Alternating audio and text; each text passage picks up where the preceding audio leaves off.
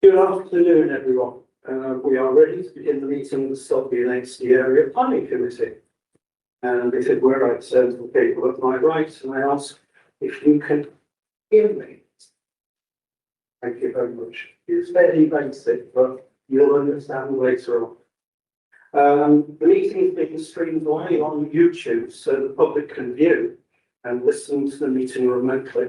And in the interest of openness and transparency, I must also make you aware it's being recorded and will be available to view on the Yorkshire County website. If you've got a mobile phone, could you put it on silent or turn it off, please? If you have need of the toilets, absent the door to the reception and turn right. And if the fire alarm goes off, it is not a test, and we would need to leave by that door. Okay, funny it looks. And out into the car park. So, members, officers, and public speakers using the microphone in the chamber, please make sure the mic is close to your mouth and that you speak clearly and loudly. Officers in attendance today for this meeting are Brian Maxwell, solicitor, and Houston, Development Management Team Manager, Gareth Stent, Principal Planning Officer, Jenny Crossley, Senior Planning Officer, Vicky Day, Highway Development and Adoption Principal, Julie Turner, Senior Engineer, and Dawn Drury, Democratic Services Officer. So before I move to the agenda, I should again remind everyone that this meeting is being streamed live publicly and therefore is accessible to a wide audience. In accordance with usual practice at public meetings, I look forward to a respectful debate between members. So let's move on to item 1, apologies for absence, please. Thank you, Chairman. We've received apologies for absence from Councillors Warren and Crane, and Councillor Anna Palestis is acting as substitute. Thank you for that. Item number 2 to confirm as the minutes of the previous meeting. And we take it is back to the phone of Councillor Bradstock. Go. I'm happy to put Councillor Packard seconding. Can I see all those in favour, please? That's unanimous. Thank you indeed. Item number 3 is declarations of interest. You go ahead, but I think it's going to be ditto all along the line. Councillor Bradstock. Yeah, I need to declare that I did log it on agenda item number 5. But I still come to this meeting with an open mind, and I've made no decisions on it. Just the public. Yeah. And here, Councillor off for this next. Thanks, Chair. I've got a few to do today. The first one is that I've received documentation in relation to item number 4 on the agenda, the Bartleby. I've also had somebody link me about this. I've told them that although I can listen, I can comment. So on that one, I feel as if I can still participate. Item 5 and item 6, my employer's network mail, who is consulting on both of those items. Again, it doesn't impact on my job, so I've been informed by the monitoring officer that I can stay and participate.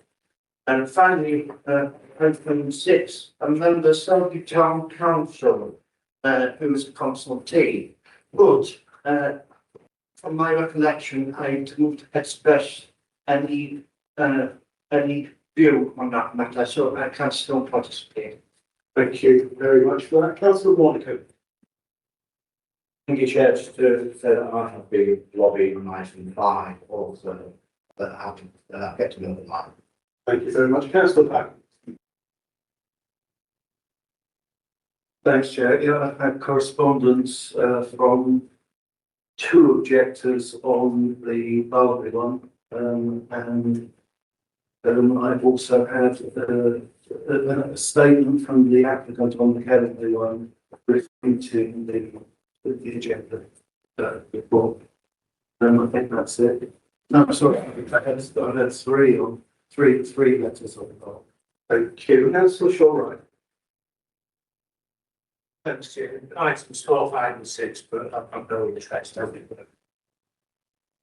Right, not quite sure about the right phraseology there. No, neither am I, but you know what I mean. And lastly, me, I was going to say ditto, but I've had correspondence on all three planning applications have not given a view. So I've got an open mind. The council are happy to defer this proposal.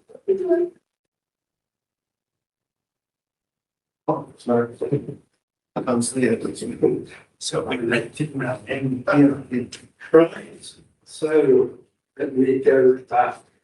Land's declaration of interest, and so item number 4, and this is land at junction of A19 and A163 York Road, and I'm going to invite Gareth to present the report. Before I do, just to say that if you've got an agenda, we are starting on page 7. Thank you. Thanks, Chair. I'll run through the sort of update notes, just to address, take you through some plans, some photographs of the site, and then just touch on the main planning issues, of which I'm sure we'll debate and questioning. And we have Vicky from Highways here today to answer the highway-related questions. So in terms of the officer update notes, the 4 members, we had 4 additional letters of objection, representation received since the report was written. There's 1 additional one this morning, which again reiterates the matters raised in the update note. Predominantly, all the same issues were raised and they're detailed in the update note. There was an additional issue about whether or not a health impact assessment was required to be submitted with this application. So we've addressed that by saying what was submitted with the application, the 2021 on the application. It's obviously we don't feel it's necessary. However, if members feel they want that level of information, then they have the option of deferring for the production one. We have an additional highway technical objection, which has been circulated off the back of the officer update notes. Obviously, the document which the members have just referred to. That was dated November 25, and in detail that the highway position still remains as an objection. The speaker as well highlight those points. There was an additional planning condition which was recommended by the Environment Agency to do the drainage. That was missed off the original recommendation, so that's just been added in. And that includes the officer update note.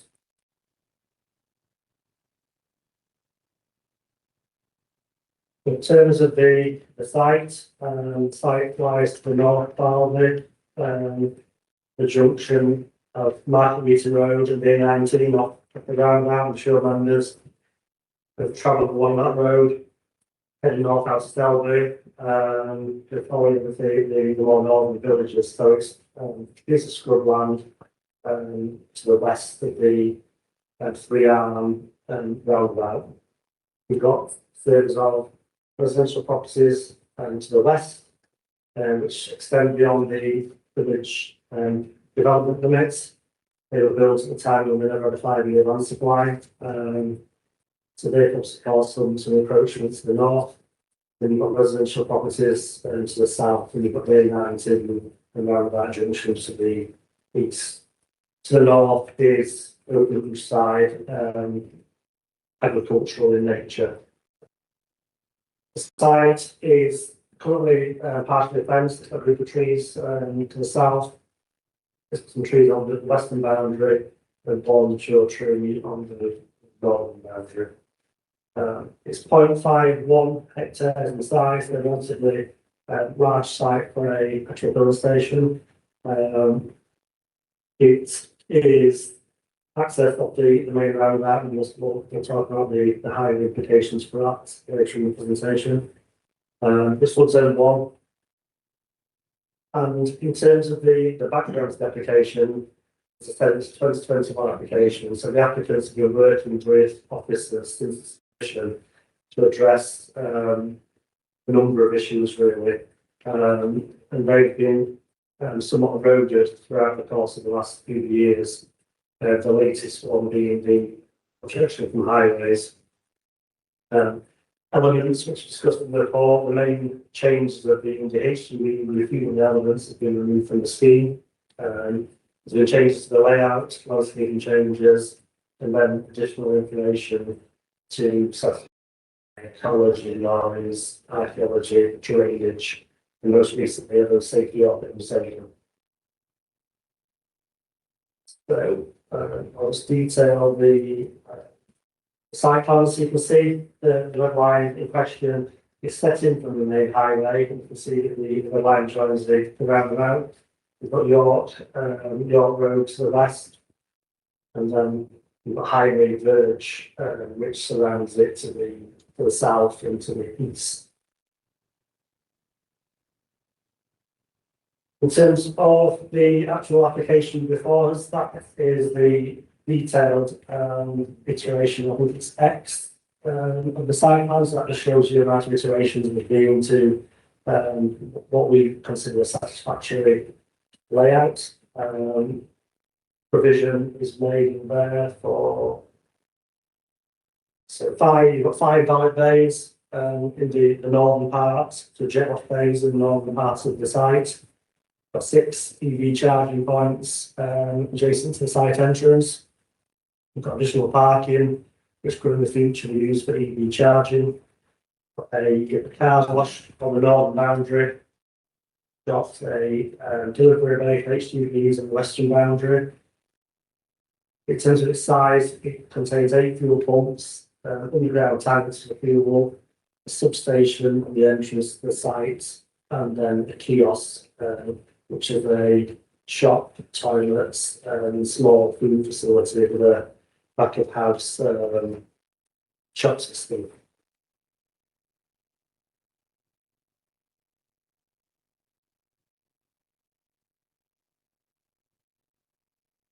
In terms of the report details, that has been obviously significant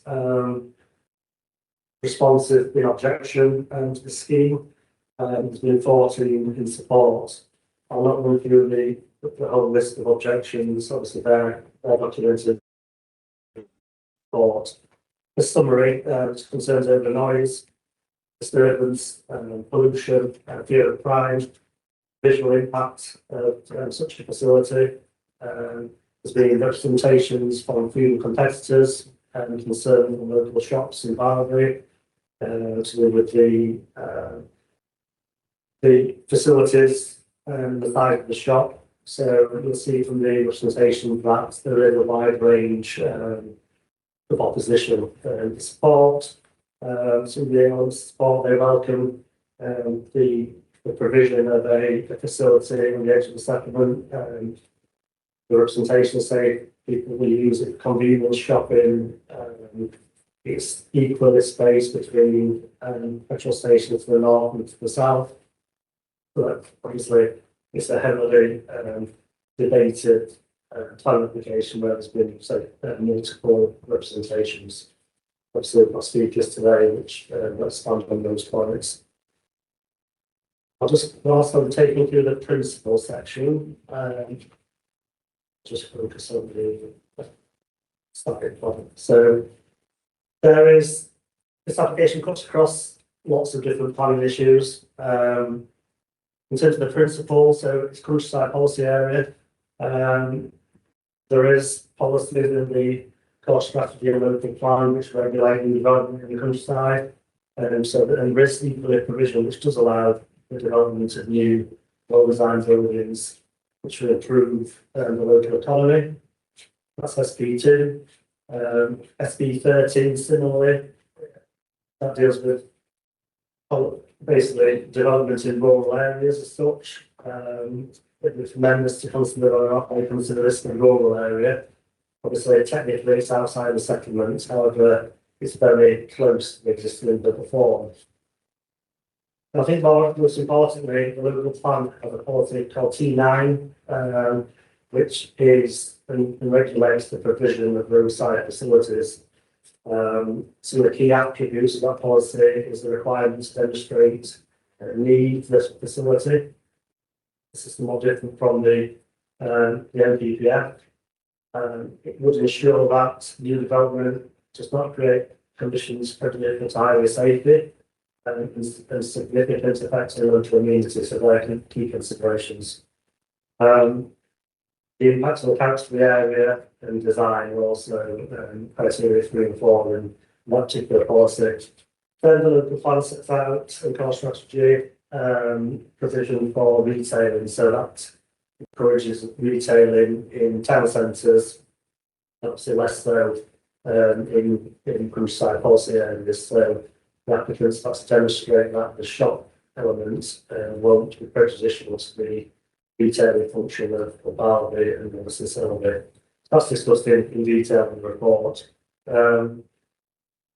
In terms of need, this has been heavily debated in the submissions and through the letters of objection. So this demonstration of need been presented by the applicants. The application has come forward on the basis that this will provide a much needed food facility and convenience with direct access from the A19 and will obviously be heavily used. They promote that the site is much more than just obviously a petrol filling station. It's a roadside facility with parking, EV charging. It's got toilets. It sells more than just a packaged sandwich. It's got a food facility. So similar to the most modern day roadside facilities. Examples of that are obviously got the SO, more recently Selby, similarly slightly smaller the filling station to the north in Ainsty.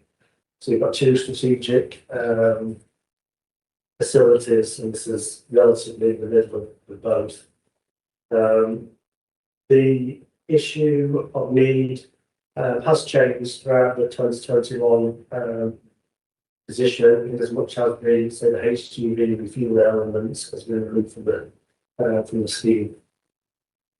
Obviously, we have to remind members that the competition of other fuel stations isn't a material planning issue. However, the provision and need obviously is as required by policy T9. It's documented in the report the need assessment didn't actually assess the SO filling station, so that was only permitted every year earlier when this application was applied for. No doubt the speaker and support will touch on those particular points. In terms of highway safety, again, this is detailed in the report. I'm sure we'll deal with questions on this issue. So the access is direct from the roundabout being N2. The works will be controlled by Section 278 agreement to make the connection. There's been a variety of layout changes to accommodate turn provision, suitable parking, and to ensure that the site fully functions really. And some of the issues with the layout is that there's a water main which crosses the centre part of the site. So this ensures that some of the other elements which were shown in this location have had to be rearranged. I suppose most recently the road safety audit undertaken, and this was really the cue for it coming to planning committee, because up until this point, the opposition to highway still remained. So this is effectively now being resolved, and his officers were satisfied with the outcome of the audit. There's obviously issues concerning roundabout capacity, whether or not the roundabout can take the additional flows and the additional line. And then there's some off-site highway improvement work. So you can see on the site plan, there's two accesses to the west, to the residential properties, with provision for a new footpath link linking to the south and the dynamic connectivity into Barley. So their provision outside the plan application site. There's obviously their controls in terms of delivery times, which we can touch upon through the noise and the intersection. In terms of heritage impact, the report details how archaeology is is an issue in the vicinity of the site. There was some information to suggest that when the housing development to the west was developed, there was some interesting finds. So there was no initial submission of a written scheme of investigation, so that was requested. Some trial trenching done on the site. The Heritage Officer was fine with the outcome of that trenching, but requested some additional conditions for some more excavation and archaeology recording. In terms of contamination, the site has been previously unused, so no direct contamination issues. Obviously, the site is not a vulnerable use in terms of the use of the site. However, it does have the capacity to cause contamination in ground conditions if not properly designed through obviously leakage, spillage, and runoff issues. So that's documented in the report. Scientific team have been consulted and recommend planning commissions to do that. The noise in the residential community, again, has to be well documented in the representations from the residents for obvious reasons. But a large residential development to the west, obviously to the south. So this is a 24-hour operation. The residential dwellings at the moment, 70 metres or so back from the A19. So obviously this site historically would create that distance and that buffer. And this development will obviously bring the development closer to the residential properties. Those distances vary. They vary from 27 metres to the boundary to some properties. 32 metres from the closest farm to the shop. So you can see from the site on that relationship is staggered. And there is some screening along the North Road. However, it's clear that that particular element is a concern to residents. It has been assessed by environmental health officers through a variety of measures. There's been some sensitive lighting schemes produced. There's recommendations within the conditions for restrictions to delivery times. So there's no fuel being delivered at night. There's controls over the jet washing, which are noise activities between 8 and 8 p.m. There's a condition for any control of any fixed plant noise, that's air conditioning units, the substation, and any noise that may make. Obviously, there's the unrecorded or uncontrollable noise that comes with such submission. So that's obviously vehicles entering the facility, car door slamming, engines starting up, the cars pulling away. So that's all a consideration, obviously, for members today. There was the issue of the health impact assessment, which I touched upon in the initial assessment of the officer update, and we don't necessarily think one is required. In terms of flood and drainage, flood zone 1, there's a water main which crosses the main part of the site, which I've mentioned in here. The foul water is going to public sewer. There is provision for on-site soakaways, and the full details of drainage controlled by planning condition, because there was some discrepancies about which plan were appropriate to be used in some of the consultation responses. In terms of the design and effects on the character appearance of the area,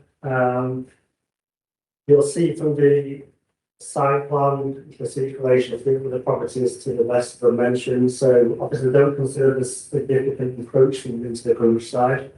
It's obviously in filling the gap between the residential properties and the A19.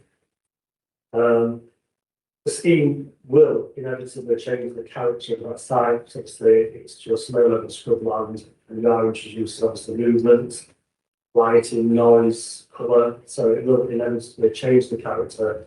We don't necessarily think that's harmful to the character. The buildings are well designed, quite low level. You've got a typical type arrangement. Just heavily glazed using modern materials, and that will sit nicely within the southern part of the site against the backdrop of the existing residential properties. There will inevitably be some light spillage from the site. And obviously with the petrol fuel safety look underneath the signage. So the trees and landscaping, I will show you here. The site is relatively constrained, so we are in the recommendation of retaining the tree on the northern boundary. And the image before you shows the additional planting, which is tied up against the boundaries. Obviously, there isn't the ability to screen the site yet further because it's relatively intensively developed. Limited areas for additional planting. Obviously, we can't introduce planting on the highway verge of the A19 for visibility reasons. The report does detail some concern from the landscape officer. However, we didn't feel as officers that it was sufficient to warrant a legally for a fee result.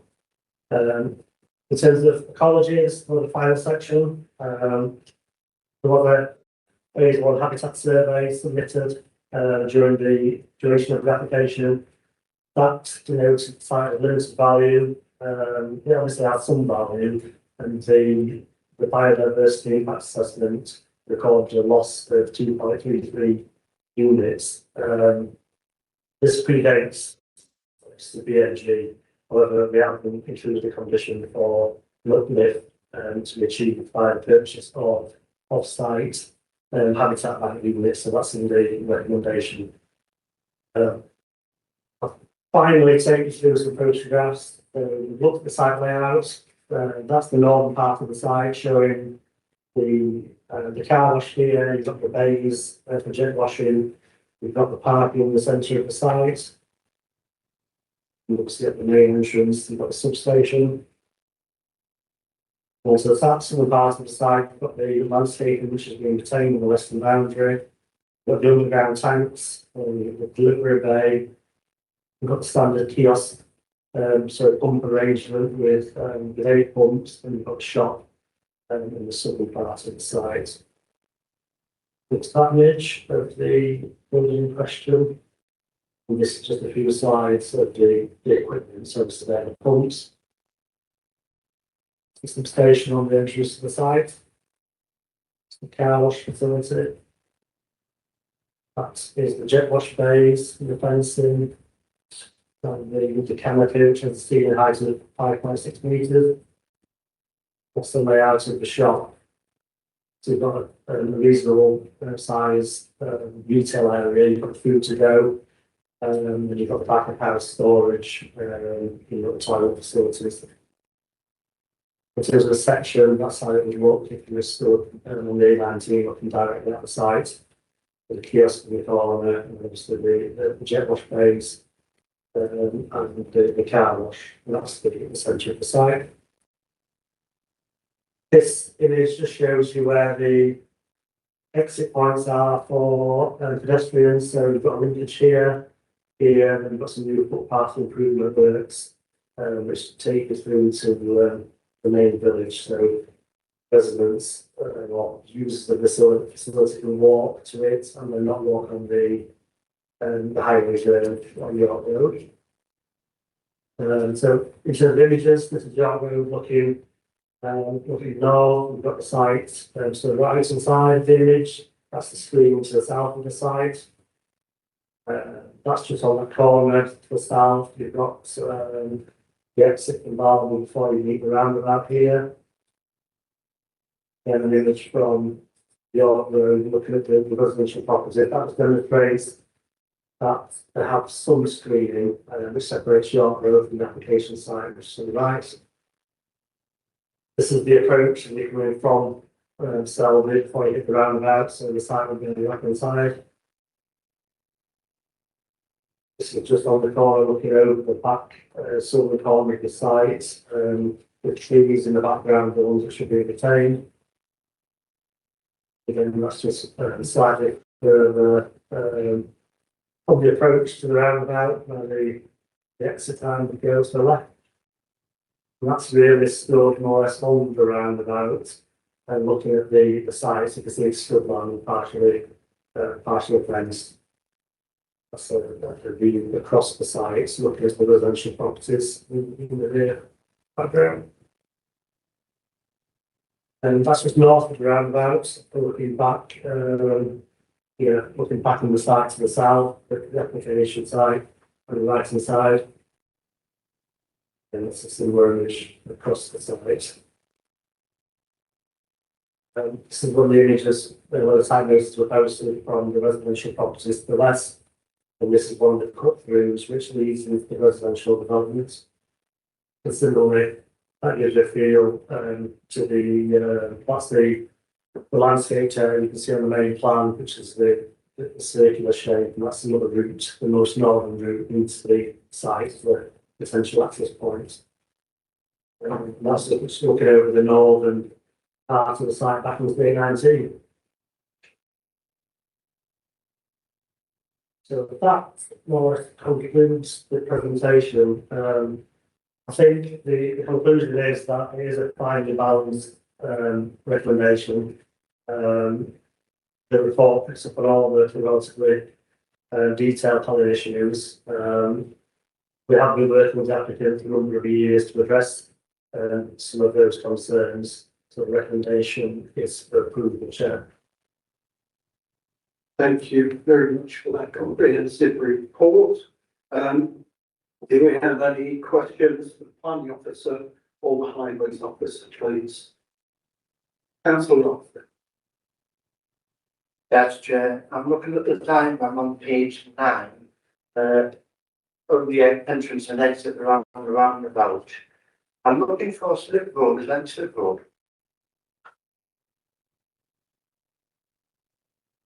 We don't know it is a direct access from the roundabout as the fourth line. Thank you. Councillor Patton. Thanks, Chair. I'm sorry, I've got 3 questions. The first one relates to the kiosk. My view of a kiosk is probably something less than this. I wondered if you could give us some sort of guidance as to what we might compare the size of this to. Certainly, I preempted that question, and I have a comparison. So we talked about I think the main point is that I guess the applicant details that they owned back in the day petrol stations sell cigarettes and sweets and a drink. They tend to struggle and shut down now, so they become roadside facilities where there's obviously more provision. You can pick up some milk, a magazine, fill the car up. Increasingly have food on the go. I did a comparison with the Escrig filling station when the newly opened, I say newly, it's Esso at Selby. So the current application site, so the context of the shop, this is 475 square metres. I think there was a slide, this simply. Yeah, that's correct. So I've looked at the pumps, the shop sizes and site area. You've obviously the question was more to do with the shop. So this current application is 475 square metres. The Esso and the Selby is 365 square metres in terms of the retail aspect. It's got a coffee drive-through as well, 167, so total is 532.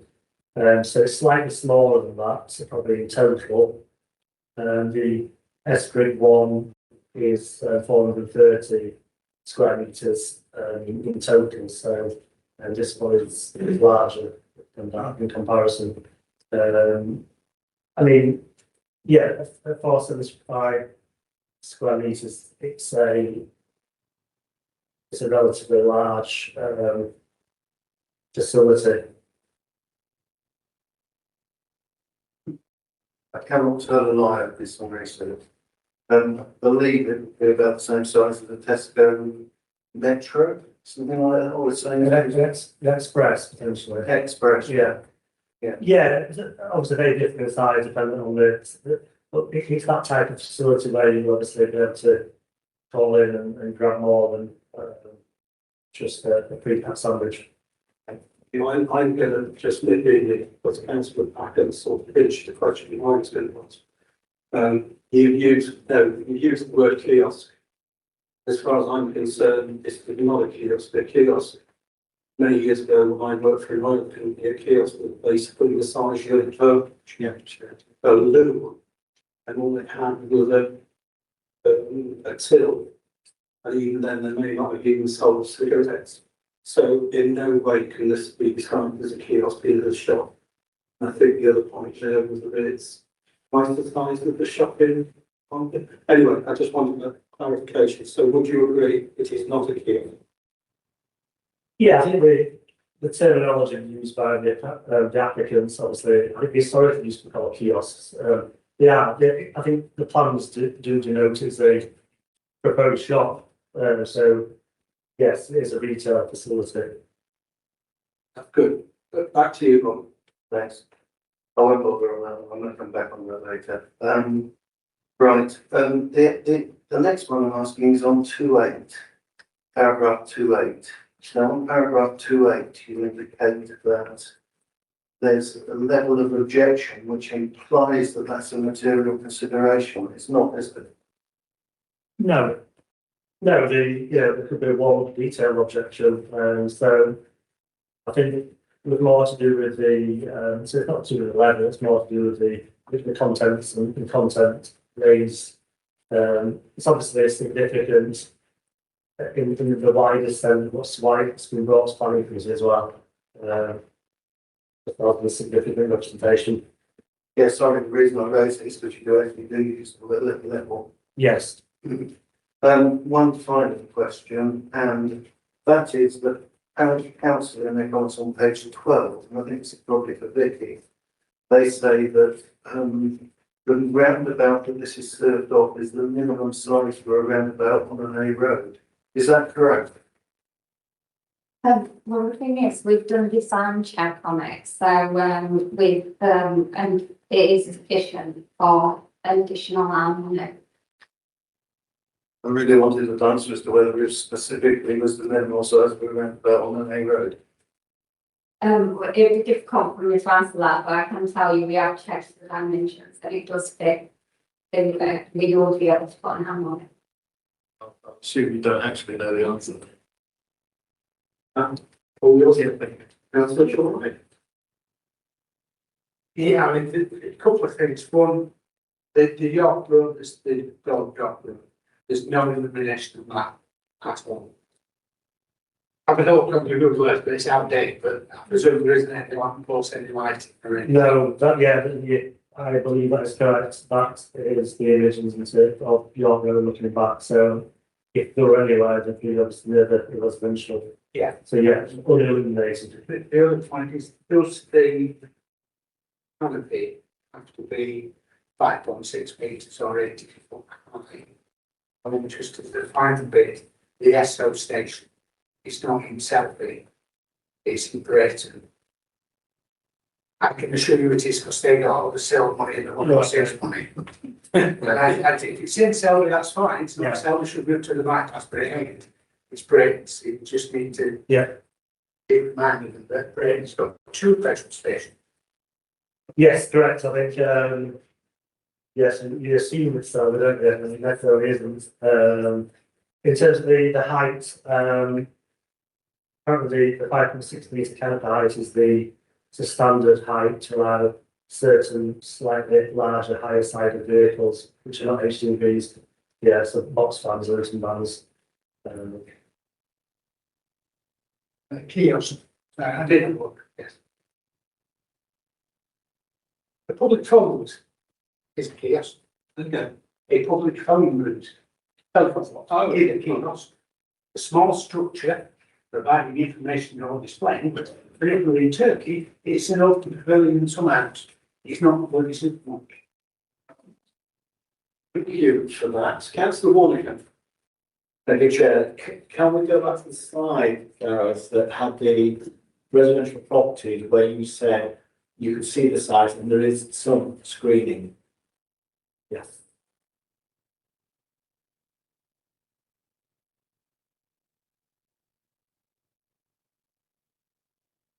Yeah, I think it's this one. So this is taken from the like, southernmost part of, of York Road, really heading looking north, so you've got the property to the west.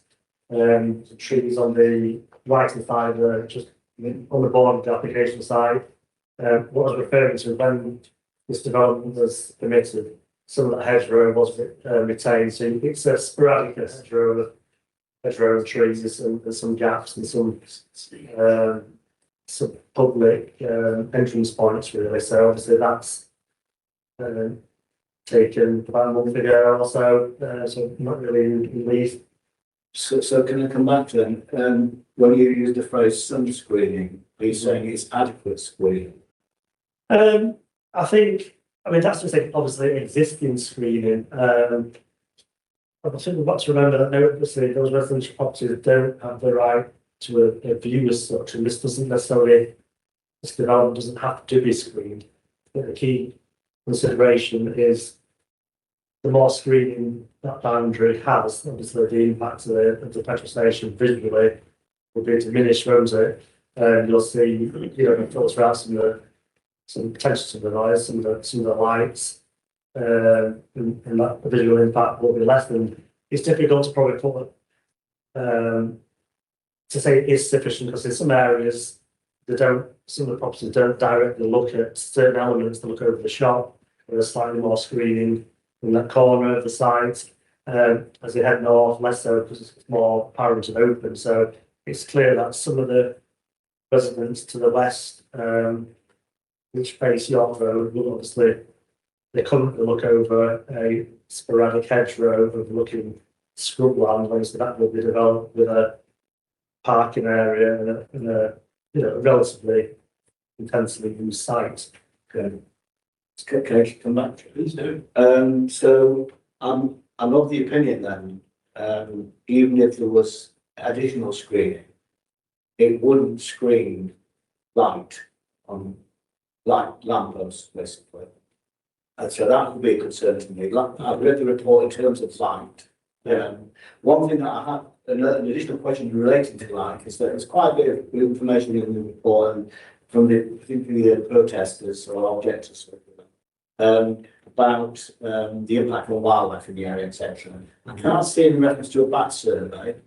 And if is a bat survey necessary, and if it is the lighting going to be specifically related to that? Because it's not just, I mean, I'm really concerned about residential impact, light-wise, but also wildlife as well. Yeah, That's my question. Is the bat survey required?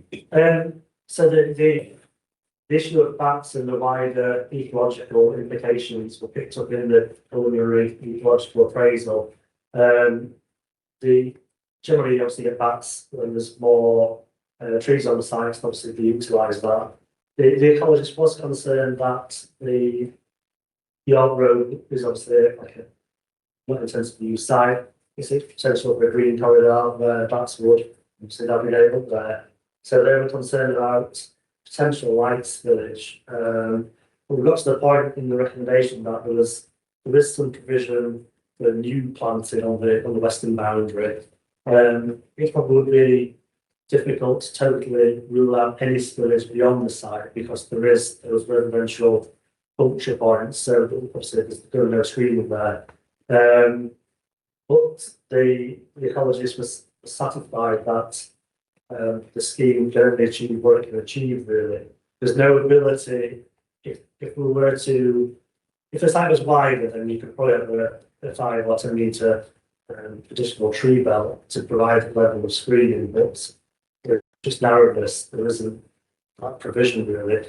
The applicants have beefed up the landscaping quite significantly over the course of the duration of the application. I'll just refer to those couple of areas. So it was in this area, it was all developed up to the boundary on some of the original submissions, so that's been scaled back. You've obviously got the additional plant, sorry, the existing planting in this corner where the pumps are, where probably the main part of the lighting is. And then the landscaping plan shows that additional tree planting on that boundary. So I think over time the impact will be lessened. of the applicant's building it does control what's in the site, really, so. You can much, the final point, I won't keep going on. Right, I'm interested in two aspects of what you said, Gareth. Firstly, the scheme can only achieve what the scheme can achieve, is what you said, quoted. But that formula makes it, it's an interpretation of what side of the line you go on. It's adequate, what it can only achieve. The second thing is that it's not in my knowledge of somebody that's quite involved in wildlife, is that you can't just plant things and expect that to suddenly stay there because you've got some nutrients. Hedgerows develop. It takes time for that habitat to be created. And in the process of that habitat being created, that habitat's getting destroyed as well. So it's that balance as well we've got to take account of. So I appreciate the answers. Thank you. But I'm not absolutely convinced we've got to come to conclusion. Councillor Brassel. Thank you very much. I was going to carry on from Councillor Warwick in there, because have you considered acoustic fencing on the York Road side? Because there's going to be a significant amount of noise coming that way from the residents. Yes, there is, the scheme does include provision of fencing on the western boundary. Obviously, it's punctuated by those two residential pedestrian accesses. So yeah, that was picked up in the noise report, which somewhat lessened the impact on residential properties, as advised by the environmental health officer. Just one other. Is there an emergency access if the roundabout for some reason happens to be closed off? No, there's not. Right, I've got a question. Firstly, for Vicky. I need to get my head round the capacity of the A90. How it's, I gather, increased over the last few years, and how much additional traffic will bring it to the situation that there could be massive problems caused by this service area being built. And I believe we've got an audit, and I think you know where I'm coming from, but I'm not actually putting it in words very well. Yeah, so traffic on the airline team, we actually checked, and in 2022 to 2025, there hasn't been an increase on our actual traffic counters. So we have permanent traffic counters, and we have one base just on the southern arm of this roundabout, it's just before York Road. So the data is comparable according to the traffic count, but we looked at the February data when the survey was carried out from the traffic modelling, which was February, and we looked at February this year, and they are actually very similar. There's only less than 100 vehicle movements in it. Then with regards to capacity of the roundabout itself, so the model that's been produced and we've assessed, they've looked at each arm and what the existing traffic flows were in 2022. They've looked at 2026, which is when they're predicting an open year, and then 3 years after that. All of the arms, apart from the southern arm, would run with quite significant capacity still on them. The southern arm, which is your from Selby heading to Mickle, that one in 2022 was already at 0.85 capacity. And then in 2026 it would be at 0.87, and in 2029 it'd be at 0.92. When you get to 1, you've gone over capacity. So they are still running with some capacity in them. What we look at is when you get to 0.85, you are then like 0.85 to 1, you need to check to see if what is the impact that's going to have. So from the data that's been provided with this application, it shows us in the peak hours that there will be it's I think 20 arrivals in the AM peak and 19 departures. Now that they looked at comparable sites and agreed with ourselves that the petrol filling station would create about 30% new vehicle trips, the rest will be class 5 trips because they're already on the system. So that if somebody would be going somewhere, we might just call in because they were heading in that direction. Now, out of these figures that we've got, it shows that a queue on the southbound would be 11 cars in the peak period, and that is from 8 at present day. So you've only got an increase of 3 cars queuing in peak hours, which then we've looked at against MPPF and the severity, an additional 3 cars we haven't considered as being a severe impact.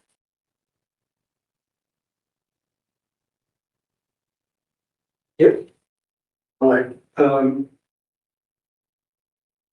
if we did have something happening on that road, which did increase the traffic to past your number one, you could have massive problems at that particular roundabout, because you can't get, because very few would be able to move. Which would be similar to what I experienced on the Selby Rigno bus stop effect, closer to the Brayton SO site. Okay, I'll leave that one. However, we've said that heavy goods vehicles would not be allowed into this site. What is the largest vehicle that would be allowed? What type of vehicle? Well, you would still have your tankers coming in for fuel, but you would also have delivery vehicles associated with the shop itself. So, you know, and the tracking that's been provided, they have actually provided as a HGV. So it's only HGVs are no longer going to be filling that, and we're not saying they can't deliver to the shop there. Well, I fully understand that, but obviously there is a reason why heavy goods vehicles cannot fill up at that site. The tanker actually, when it's delivering in offset fields, will actually mean that 2 of those products will not be able to serve, and so that will be under the canopy.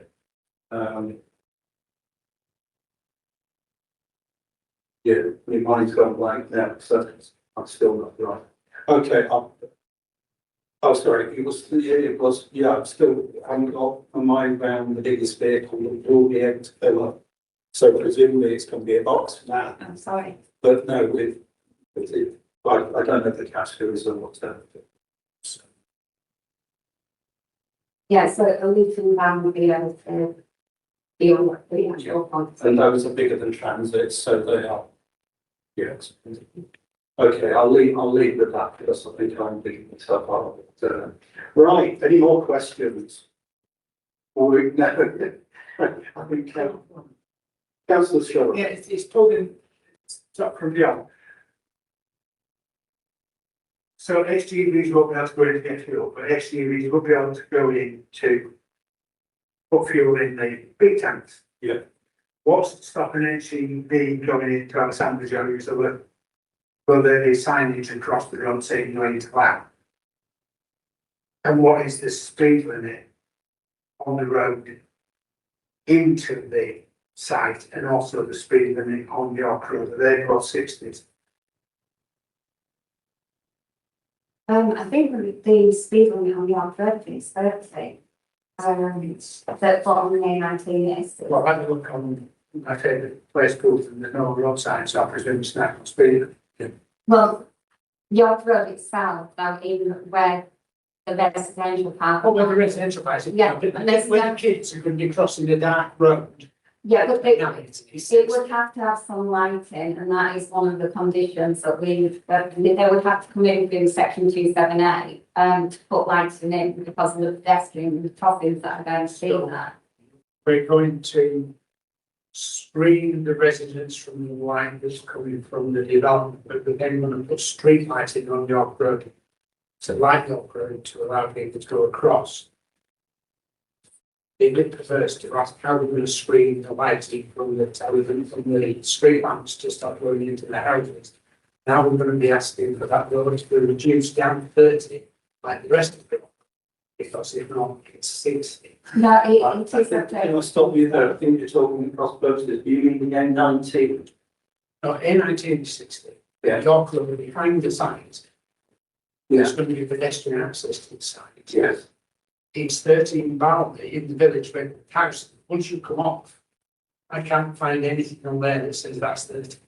No, but it's because you haven't got any of the sites, so if it was going back to national speed limit, you have the national speed limit signs up there, so it is still 30. Yeah, Okay. I no sign for speed camera. Look, there you go. Anyway, right, I think we've possibly exhausted that. So in that case, let's move on. We've got three speakers. And the first speaker is an objector, it's Chris Crichton. So can I ask Chris to come to the desk? And this is where I say to, or give information to you, sir, and also all the other speakers, that you will have 5 minutes to address the committee. But at 4 minutes, 30 seconds, that sign will be held up. And at 4 minutes, 50 seconds, that sign will be held up. And if you're still talking at 5 minutes, I will be diplomatic, but you tell me you have enough time. So anyway, off you go, sir. Right, thank you, Chair, members of the committee. I've got a lot to say, so better get talking. So I'm here on behalf of the many local residents and local businesses who've raised serious concerns about this application for 24-hour roadside services on the edge of Selby. Quite a few of the residents have come here today to the committee to listen to what happens in debate. They're so concerned about it. This proposal has been with the council for 4 years, and throughout that time, residents, businesses, and technical consultees have repeatedly highlighted significant harm arising from developing this compromised open countryside site that immediately adjacent to people's homes. More than 130 objection letters have been submitted by people in your local community. These are the people and the drivers on the A19 who will have to live with the consequences if this development were to proceed. The long and protracted history of the application shows just how difficult this site is to develop without causing significant and unacceptable impacts on highway safety, residential amenity and the landscape. Your office has noted the application is finely balanced.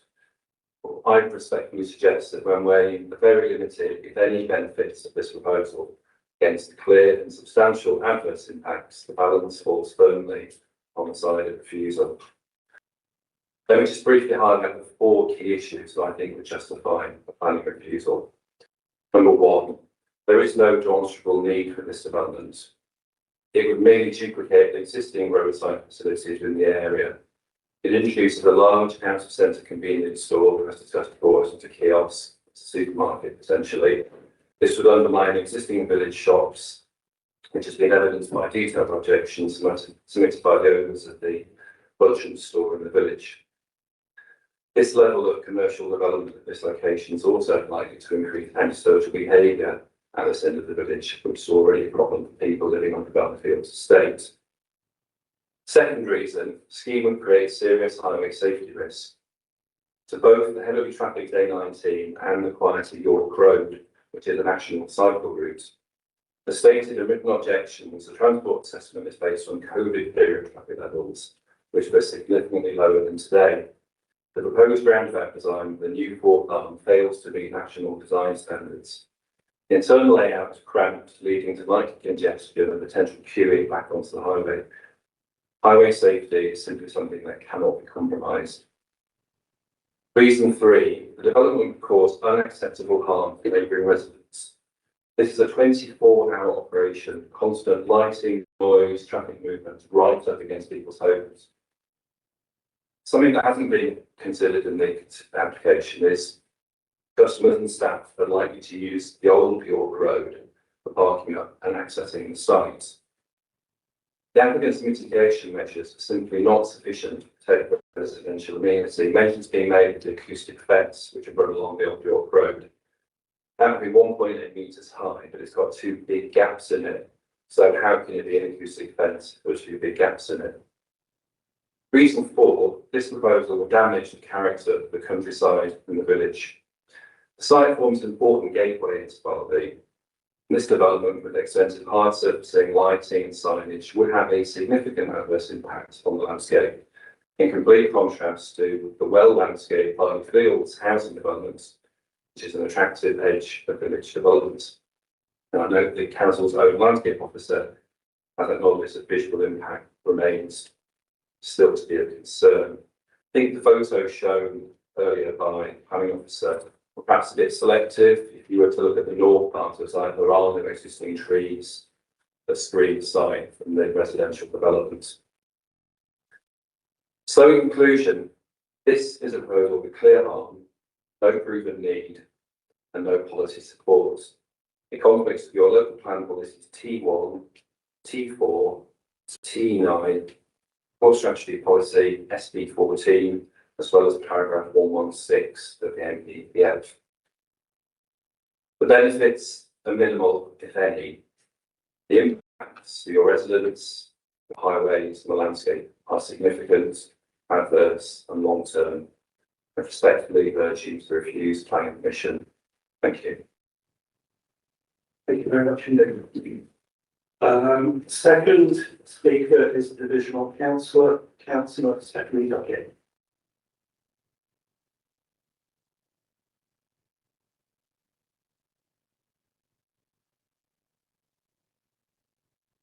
Chair, I thought this plan was done justice when the previous planning officer recommended refusal. In her words, the applicants have repeatedly refused to send in required details when requested. I find the fact that they are now saying they could possibly sue for non-determination of laughable. This plot was bought for 10k with no access to the A19 or York Road. It can only be accessed through Ainsty. It was not, and never has been, in any planned call for sites. We don't see any need at all for the site. Travelling a couple of miles one way or the other down the A19 to Philip is not an onerous tax for any driver. It's what they do now, and surely better for the environment than this proposal could be. Previously, we've had 2 garages in Barley and 1 in Rickle. All closed down through lack of trade, although one still exists as a carriage. Will it bring local jobs? I doubt it. The nearest one you've spoken about, whether you say Selby or Britain, is staff from people commuting from Leeds and Bradford. So not good for our environment or economy. Our shop, our local shop, employs 20 local staff. There's not enough trade to keep 2 shops going, so you will see redundancies. This site is on a gateway to the village. It's not a town centre or a retail park. Highways issues have been lessened with the withdrawal of the HGV element, but I thought the need for that was supposed to be a key component to their business plan. Evidently not. Showing again, it's a shop they want to follow along. When the first plan came in, I had a meeting with the highways officer to look at safety issues on the roundabout. He showed a plan of all the reported accidents there. And guess where they are? Yes, you got it. Right on the area plan for the entrance exit. While we're not claiming it's an accident hotspot, frequent shuttles happen there. They don't appear in statistics because they're too minor. When this roundabout was designed, we requested it to be a 4-arm, not a 3, so we could put the junction from the village onto it. This was turned down by highways. We were told it wasn't big enough. It was not sufficiently big enough. It had to be 3.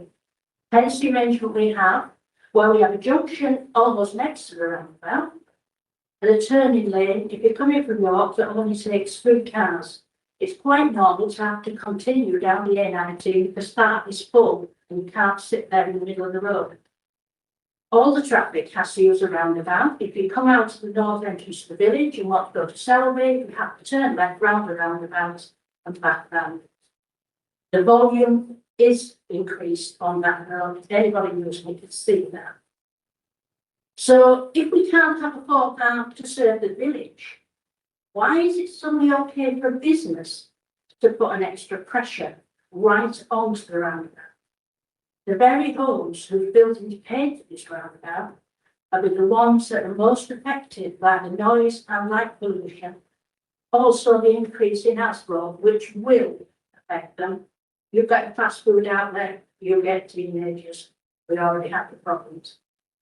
Members, please look at this on the lack of sustainability of this application. It's not wanted, it's not needed. For a rural community, we don't. Thank you very much indeed. And the last speaker is the ancient Rachel Hunter.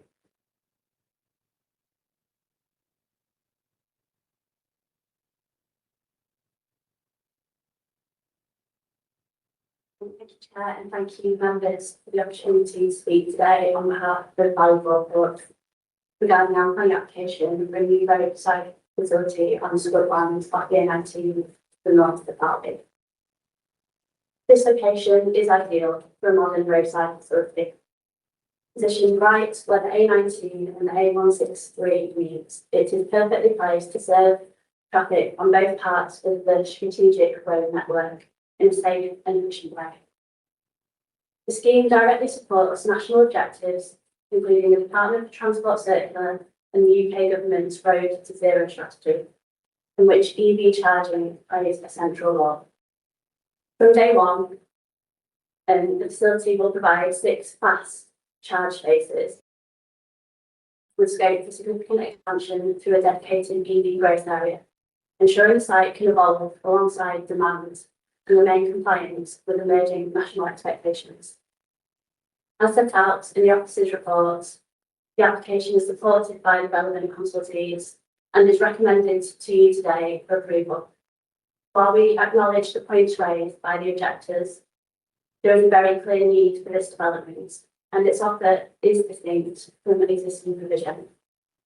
The site's strong frontage onto both the A19 and the A163 gives excellent locational advantages, and the scale and speed of the EV provision is unmatched by the other roadside services in the area. Highways matters have been rigorously assessed. The recently completed independent road safety audit confirms that the access and operation of the site are safe. The Highway Authority reviewed the proposals and provided positive comments. Environmental health officers have also assessed the scheme and found it acceptable in relation to residential immunity. We work closely and positively with the council to ensure that the development will not result in detrimental impacts for local residents. Conditions have been agreed to manage servicing hours and to restrict the use of the wash facilities, reflecting our commitment to being a good neighbour and ensuring appropriate operation. The officer's report highlights that the existing character of the site relates better to the urban form of the village than it does to the countryside, given it is surrounded by development on 3 sides. Taking this into account, along with the recognised need and the high quality contemporary design, the proposal to meet requirements of policy SB2. The amenity building has been designed to reflect modern expectations of safety, welfare and quality. The officer's report condemns that the development will deliver a modern, well-designed building. And I don't think you can see from the images that are on display, but we're proposing timber padding on the top of the building and brickwork to the bottom of the building. The scheme will incorporate CCTV, appropriate lighting with no infill, and security fencing and acoustic fencing to ensure a safe and secure environment for users. Despite the narrowness of the plot, we've carefully designed the site to retain and protect the existing trees and establish high quality landscaping. We've also undertaken significant archaeological investigation with further archaeological recording to be conditioned on approval. Importantly, the development will deliver economic benefits, including the creation of 33 full and part-time jobs, as well as jobs associated with construction, which is a material consideration under the NPPF. Before concluding, I must emphasise that this application was first submitted 4 years ago. While we fully appreciate the need for rigorous assessments, there have been long periods of inactivity from the council, which has stalled the progress of this application. That being said, during the last year, our engagement with the council has been consistent and constructive, and has helped us reach the robust proposal that is recommended for approval today. To summarise, this application delivers a wide range of benefits. A roadside facility that officers agree is needed, fast EV charging with room to grow, high quality design, and the creation of 33 full part-time jobs. Following 4 years of collaborative work, the application before you is comprehensive, carefully assessed, consultative supported, and recommended for approval. We therefore respectfully ask members to approve the application today. Thank you very much indeed. That's the three speakers, colleagues, so we can have them to the debate stage. Councillor Warnigan. Thank you, Chairman. This was alluded to by the officer being fine balanced and education. I get the feeling that what we've got is a small site where the applicant is trying, and I understand business, that's several, but the applicant is trying to squeeze as much as possible out of the site, the detriment of the residents and road safety. We've got EV, which the agent has alluded to, is very important for our EV. We've got drive-through, we've got supermarket, we've got petrol, we've got diesel, we've got balloting, we've got car washing. It's absolutely everything you can get on that side, other than maybe energy generation and a bit of solar. So I actually think that if it had been a smaller scale application, maybe some of the issues raised by the residents, the borough council, etc., could have been addressed. But I think it's because it's maximising small site that it's challenging in my terms of being acceptable. So just Thank you. Councillor Packen. Thank you, Chair. Yeah, I have a lot of sympathy for the comments that my colleague has just made. I think there are positives to this application. It has to be said. The charging is mentioned. The fact that that was mentioned by the applicant that sort of junction of these two roads. So it is a good location. It's got to be said. But I think what concerns me regarding it is that, as again, I would say it's maximising this site to the point where the site's crammed. You can't get anything else, but you can't get anything out. And as a result of that, it's essentially poorly screened. Existing screening, you can see from the photographs, particularly from the A19, is virtually non-existent as it stands, because you can see the house is quite clearly across the site from the A19. I think that it falls foul of several planning policies. I think SB2 is outside the development limits. Is it an appropriate scale? I don't think so. I think we just highlighted the fact that it's not. SP13C with the MD, which it relates to rural areas. Again, it's an appropriate scale. SB14. The impact on retail. We're not talking a little kiosk here, we're talking something which, by way of comparison, is about a third the size of an Aldi supermarket. And I'm not convinced either by the need argument. I think there's, with other facilities only 2 miles in either direction, I think that's a real problem. And I think if we then go to T9, which is the crucial policy, and we've got a situation where there's got to be a demonstrable need. I've just dealt with that. Doesn't create proposals that are prejudicial with the highway safety. I'll come back to. Nature and scale of the proposal will be appropriate to the locality. Don't think so. But it wouldn't have an adverse effect on character of the area. I think it would. With regard to high standard of design, and I suppose I'm always a little bit cynical about high standard of design for a petrol filling station, but there we are. Go back to highways. I must admit that's the one I'm in 2 minds on. And I hear what the officer said on highways, and I accept the capacity arguments. But I was interested in the point that Councillor Shaw Wright made, and that is that we're not going to stop HGVs entering this site, or it'd be very difficult to. How do we stop them going to the shop, for example? Now, I know from personal experience where I live that when we've got signs that say access only to our town centre, HGVs come along it and use it for access to shops. So you can't stop them coming. So on balance, I think I disagree with the officer's conclusion for the reasons I've set out. And I would go along with arms. Okay. Thank you for that, Councillor Patrick. Councillor Shaw. Thanks, Chair. I can understand the developer wanting to make as much grass out of it as possible, and it started off as scrubland in there, whereas then it was going to be ecologically enhanced.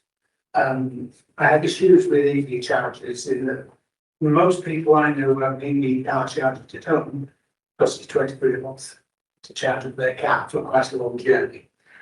Whether we all go and charge at the petrol station or don't know. I think it isn't a kiosk, it's a very large shop called mini supermarket.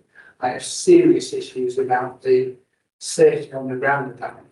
That we have one in town on the bypass that has a spare now, and it was built at the time of the roundabout for when we developed further down there. If we were going to do this, I really would have done it. There would have been a blind car to go somewhere, and it wasn't done.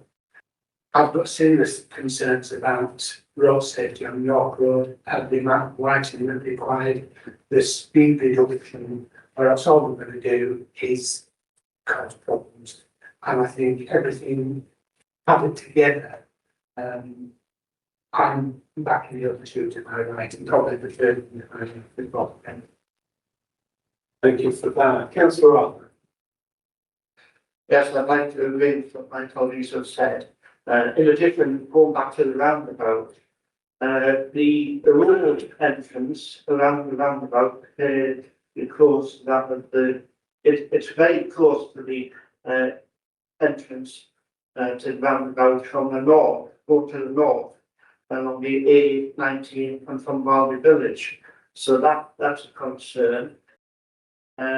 It's likely to facilitate a traffic build-up, possibly causing congestion heading north as people come down from the A163 and possibly turn around from the south to access the facility. There's likely to be more traffic going forward using the roundabout coming out of the A63 from Osborne, owing to the new school and new housing development. So that's going to put further pressure going north. And the roundabout, as people said, has been constructed to facilitate an entrance both north and south, and from the A163. It was never meant to have a four access. So on those points, I'm struggling with it too. Thank you. Now we're looking at Councillor Brastel. You want to say anything? So thank you, Chair. I think you've just taken the words out of my mouth as well. There are lots of reasons why this service area, as far as I'm concerned, should not be built here. There isn't just one reason. And I think the only thing that we will need to do in a special way is to make sure that the reasons for objecting are actually those that officers can actually agree with. Because everything I've heard from the committee, plus myself, says I think I know which way this one's going. So I'll leave it at that, then I will read out what I've got in my script, which is to remind the members of the committee that the officer recommendation is that we grant this. So I'm thinking that we don't necessarily have a proposer for that. In which case I need a proposer or something else. This is thinking they haven't reasons that were given, or whether or not the reasons have to be clarified. Councillor Packard, did you want to come in on that? I wanted some clarification, Chair, and that is that Councillor Shaw raised some interesting points on highways, which I didn't. And I'd like to know what members' views on that were. Do you want to repeat what you were saying with regard to that, please, Dave? I said quite a bit, I was talking about the speed on the off-road, the lack of illumination on the off-road, the need for more road signs to reduce the speed cap. And also some form of signage on the A19 if it were to be approved, as to how we would stop the HGVs. And also, I know we've finished, but I've been looking at, and what I can't see is how the delivery vehicle is going to fill the fuel pumps is going to get in. How is it going to get out? So these people to move around, taking it out from petrol pumps now, you can't, aren't they? But that's beside the point, it's just all of the issue. A street lighting, speed of the road, and signage. Right, the demand is less, I can't, no, It's on the same microphone or not. So I'm looking for another proposal. So I need a member of the committee to propose refusal, but we then need reasons. Councillor Warnick. I'm minded to propose it, but Chairman, you did ask the officer, I think, we received enough reasons at this point. Yeah, I was going to come to that because I do have plan B, obviously. Oh, well, We hear. No. Did you want to? Yes, sure. Solicitor? Yeah, I think from the discussions was sufficient. It cuts across the majority of the headline topics which were assessed in the report. So we have the layout, so maximising the use of the site. Its cramped nature, its lack of screening, which impacts on landscape character more locally. We have the inappropriateness of being outside the settlement limits. We have the size of the shop versus the impact on existing developments for SP4, SP2. We had the argument of need, so that brings back to T9. And then there's the nature and the scale and the adverse impacts on the residential properties, and then the various issues which combine into a highway safety reason for refusal. So that's capacity of the roundabout, it's the impacts on York Road, obviously the relevant policies in the officer report could be used to demonstrate that reason. So I think it was clear that members have no significant issue on, say, contamination, the ecological matters, the minerals aspects in the report. So certainly not enough there to create reasons for refusal, Chair.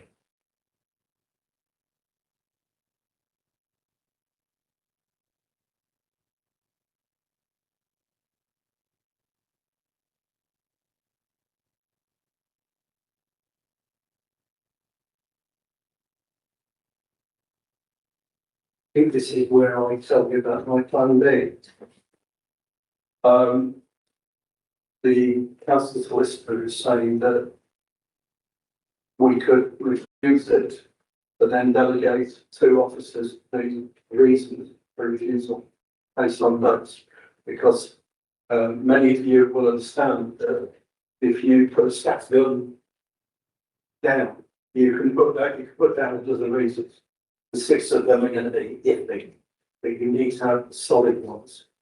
My plan B is that, as far as I believe, I'm looking at Councillor Packham, we have a Teams meeting tomorrow morning at 10 o'clock. Yeah. And we could discuss that then and work out the exact reasons for refusal based on what has been said. Yeah, that's fine, but I think the officer's already highlighted the policies that we're referring to, SP2, SP13, SP14, T9, and I wondered whether we should be thinking about EM1 as well. That's for the landscape impact, because I think it does have a landscape impact, but not very significant. Yeah, policies, EMB1 requires that the overarching one which touch on highway safety, visual impact, residential needs, if they would be included as well. Yeah.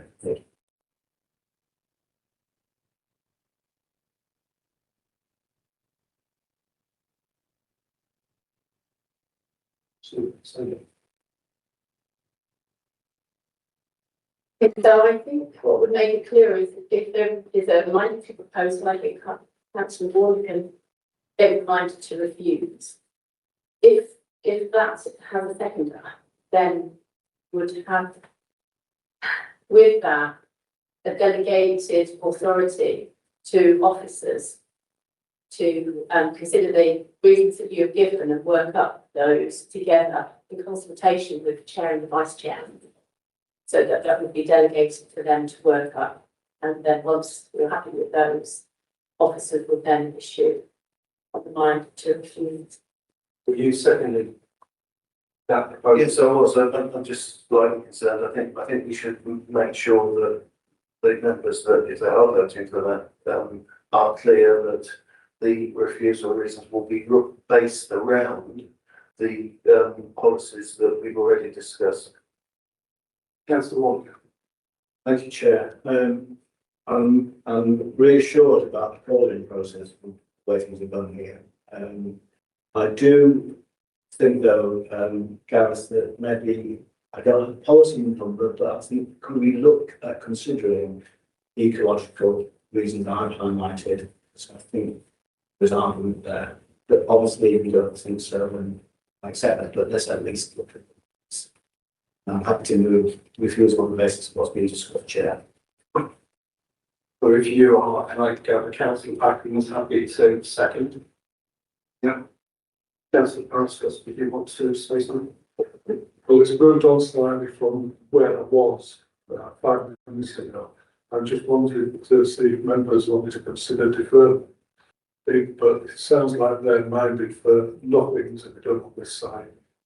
So I'll just withdraw. Okay, thank you for that. In which? Just clarify one point in regards to the lighting and things like that. So you mentioned it in relation to the highway safety. Was that also in relation to residential use? If that wasn't clear. Yes.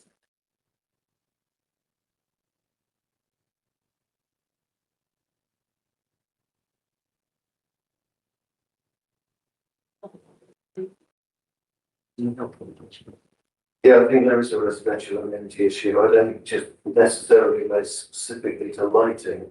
I think there's other issues such as traffic noise and such like. So I think that's covered anyway that can be covered anyway under T9, I think. Yeah.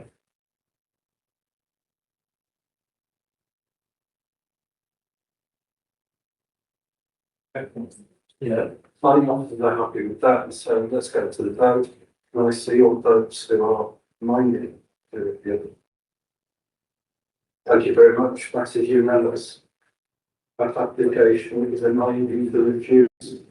Once we make sure we get these things correct. Thank you for that. Mr. Chairman, could I ask you to wait till the next item? Yes, I'll have a no, as we've only got 6 members on the committee, I'm happy to do that. And dare I say, if anybody else wants to do it very, very quickly, do I? available me.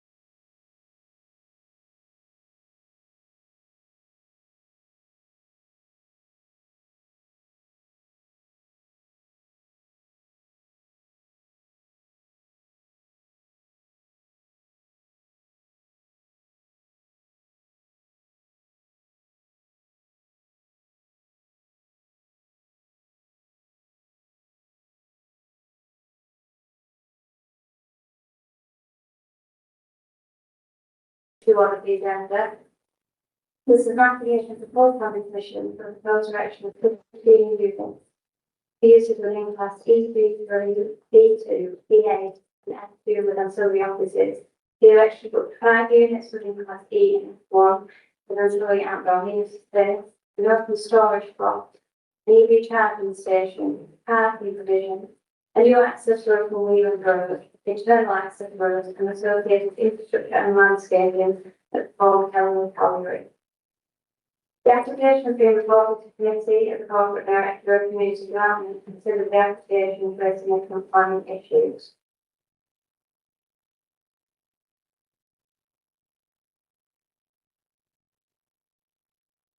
So the slide on the screen now shows the application by edge in red line. And the slide now shows the Google image of the site. So the site benefits from an extant outline planning permission for the construction of an employment plan comprising up to 135,500 square metres of gross floor space for B2 and B8 with ancillary class E and F1 uses and associated infrastructure. The area of the outline permission is shown edge red on the planning screen now. Two reserve max applications are subsequently granted pursuant to the outline planning permission. These are shown edge blue and green on the plan. These two reserve max applications equate to approximately 106,267 square metres of consented floor space. The outline planning permission remains extant and further reserve max applications for the remainder of the site. The land subject to the current application, which is edged in yellow, can be February 2034. A further 29,233 square metres of floor space could be constructed on the remainder of the site under the exempt consent within the parameters secured under that consent. However, the application before us today has been submitted as a full application for the redevelopment of the remainder of the site. Rather than submitting one or a series of reserve max applications pursuant to the outline consent. So there's a number of reasons for this, including a desire to increase the maximum floor space at the site over and above what the outline permission would allow. A request to utilise the approved but not yet implemented Southlight Energy Centre entrance from Wheeling Road to access some of the proposed units within the site. And wish to alter the use class provision across the site from that granted under the outline consent. So the proposed site layout, I will state the proposed layout of the site is as shown on the proposed site layout plan. 14 of the units would be served from the existing main access from Wheeling Road, while one unit is proposed to be served from a new access from Wheeling Road. The proposed 15 units would have a combined floor space of approximately 64,470 square metres. This would be an uplift of approximately 35,500 square metres, so 26% over what the outline permission would allow. A hub would be located to the west of the existing main access from Wheeling Road and would comprise up to 5 units with a use class E and F1 with some ancillary and outdoor unit space. The 5 units will be formed from shipping containers, which will be single stacked and will be intended to serve both the employees of the industrial units and the wider community. An EV charging station would be located to the west of this. An open storage block will be located to the west of Unit 10 and will be accessed from the new vehicle access from Wheeling Road. A landscaping scheme incorporating attenuation ponds would be provided. The landscaping would be provided adjacent to the spine roads throughout the site and informal footpaths throughout the site. There will be a bridge provided to the north of Unit 5. And there will be a landscape of the ecological area to the west of the open storage block. 2 access points for pedestrians and cyclists will be provided to the canal at either side of the Selby Energy Centre site, and an informal footpath and cycle route will be provided through the application site to connect the two. The submitted plans, which I'll come on to in a minute, show the provision of some proposed landscaping outside of the application site boundary to the east of Unit 9, along with an area of land reserved for use of the future railway facility. No operational hours have been specified for the proposed 15 industrial units. The assessments submitted as part of the application have been undertaken on the worst case basis of daytime and nighttime operation, so essentially 24-hour operation. Operational hours for the hub have been provided. Those would be between 7 and 9 Monday to Sunday. No operational hours have been specified for the open storage block, therefore a 24-hour operation is assumed. So I'll just go through some of the plans and visualizations.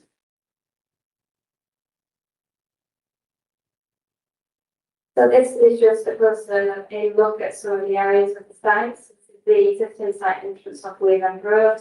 You've got the hub area and the EV charging station. You've got to the left-hand side of the screen, Unit 5.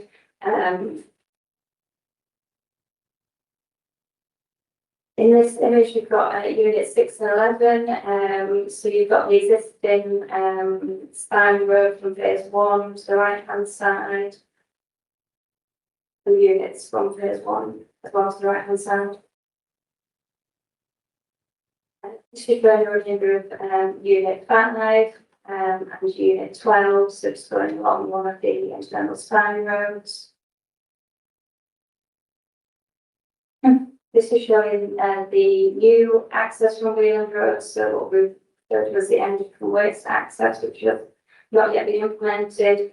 So you've got the open storage block there, opposite Unit 10, and then you can see you've got the ecological landscape zone and a foot and cycle connection to the canal. So the south Unit 7 here, we've got an area of land outside of the line boundary, which is a reserved for a future rail area. We've got Unit 9 there, again showing, I think, through to the canal to the south. So just go through some elevation drawings. So we've got Unit 5 elevations. Just go through these Unit 6 elevations. So we've got graded colour schemes for the elevation treatments. Unit 7.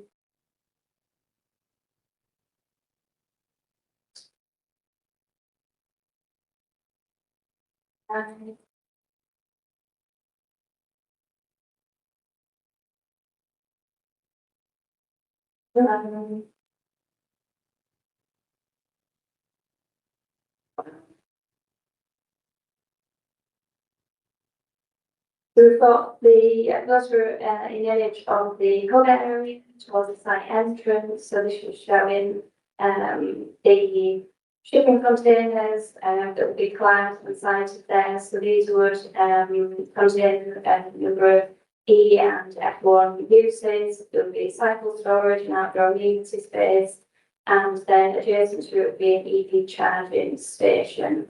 So the elevations just show typical elevations of the shipping container. Again here. This is just a closer image of the open storage area, which would be surrounded by 2.4 meters high fence. Visually, these will be probably difficult to see on the screen, but these are some site sections. So these span across the existing phase 1 area and then the proposed phase 2 area that's before us today. So in the context of residential properties to the north, but going them to try and make it a bit more easy to see which is which. Then we also show the energy from waste building that was previously approved for the resident report. it's considered that that consent has lapsed, so that hasn't actually been constructed. So this is just a Google image shot of the site. So the start of there, you've got Wheeland Road, you've got the Selby property that they own, towards the left-hand side of the screen. You've got some buildings to the left-hand side that have been constructed as part of phase one. And sort of the larger vacant area of land, which has got consent for building in phase one next to the solar panel area there. So the area subject to this application is the area towards the sort of right-hand side of the screen behind those residential properties, fronting Wheeland Road and those sort of landscaped areas which the road as well. Between that and the canal, which you can see there on the screen. So these are just some images taken from the landscape visual impact assessment, which probably does represent the site rather than the site photographs that I've taken. So this is a view south from the southern boundary of the site. This is a view north from the southwestern boundary of the site. View north from the southwestern field in the site. And there is a little key to the bottom which sort of highlights where these photographs are taken from. We can come back to any if you want later. So this is a view from the southeast from the Wheeland Road, so it's like entrance. This is a view southeast from the public footpath, sort of the road leading to Breeze Farm. So you can see there the residential properties from the blue fence from the Wheeland Road and the site behind. This is looking again from Wheeland Road further along, so where some commercial properties are for that side of the site. So these are the routes is the views from the A615 Wheeland Road.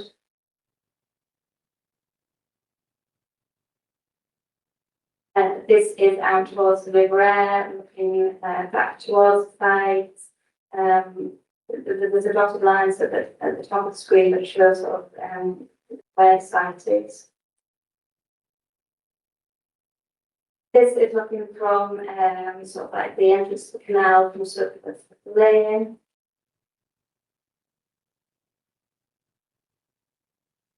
From Cockrock Lane, so this is to the opposite side of the M62, this is the long distance view, so you can see some of the buildings from the first phase in that photo.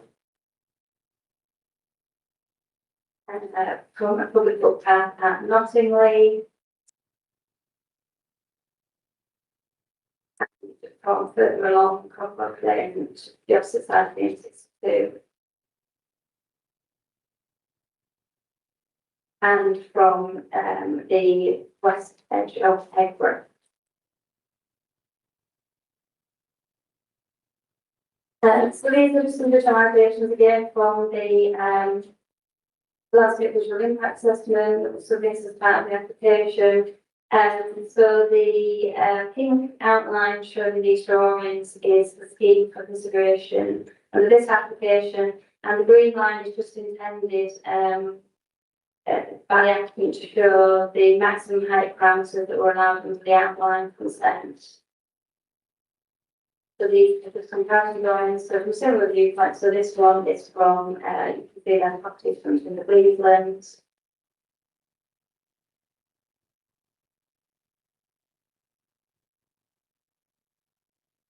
From the sort of lane, sort of the entrance canal. So again, the pink is under this application, the green is intended to show the absolute parameters under the outline consent.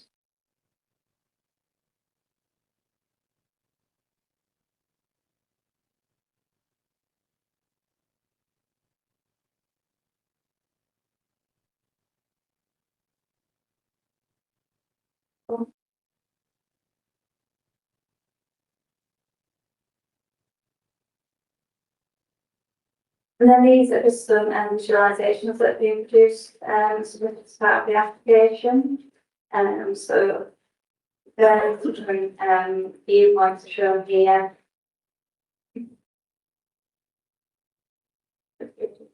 This is units 5 and 12.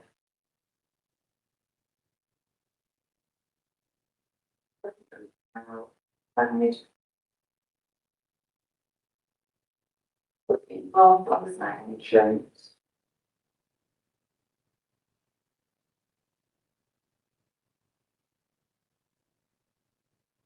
From the ecological conservation area. Beautiful area.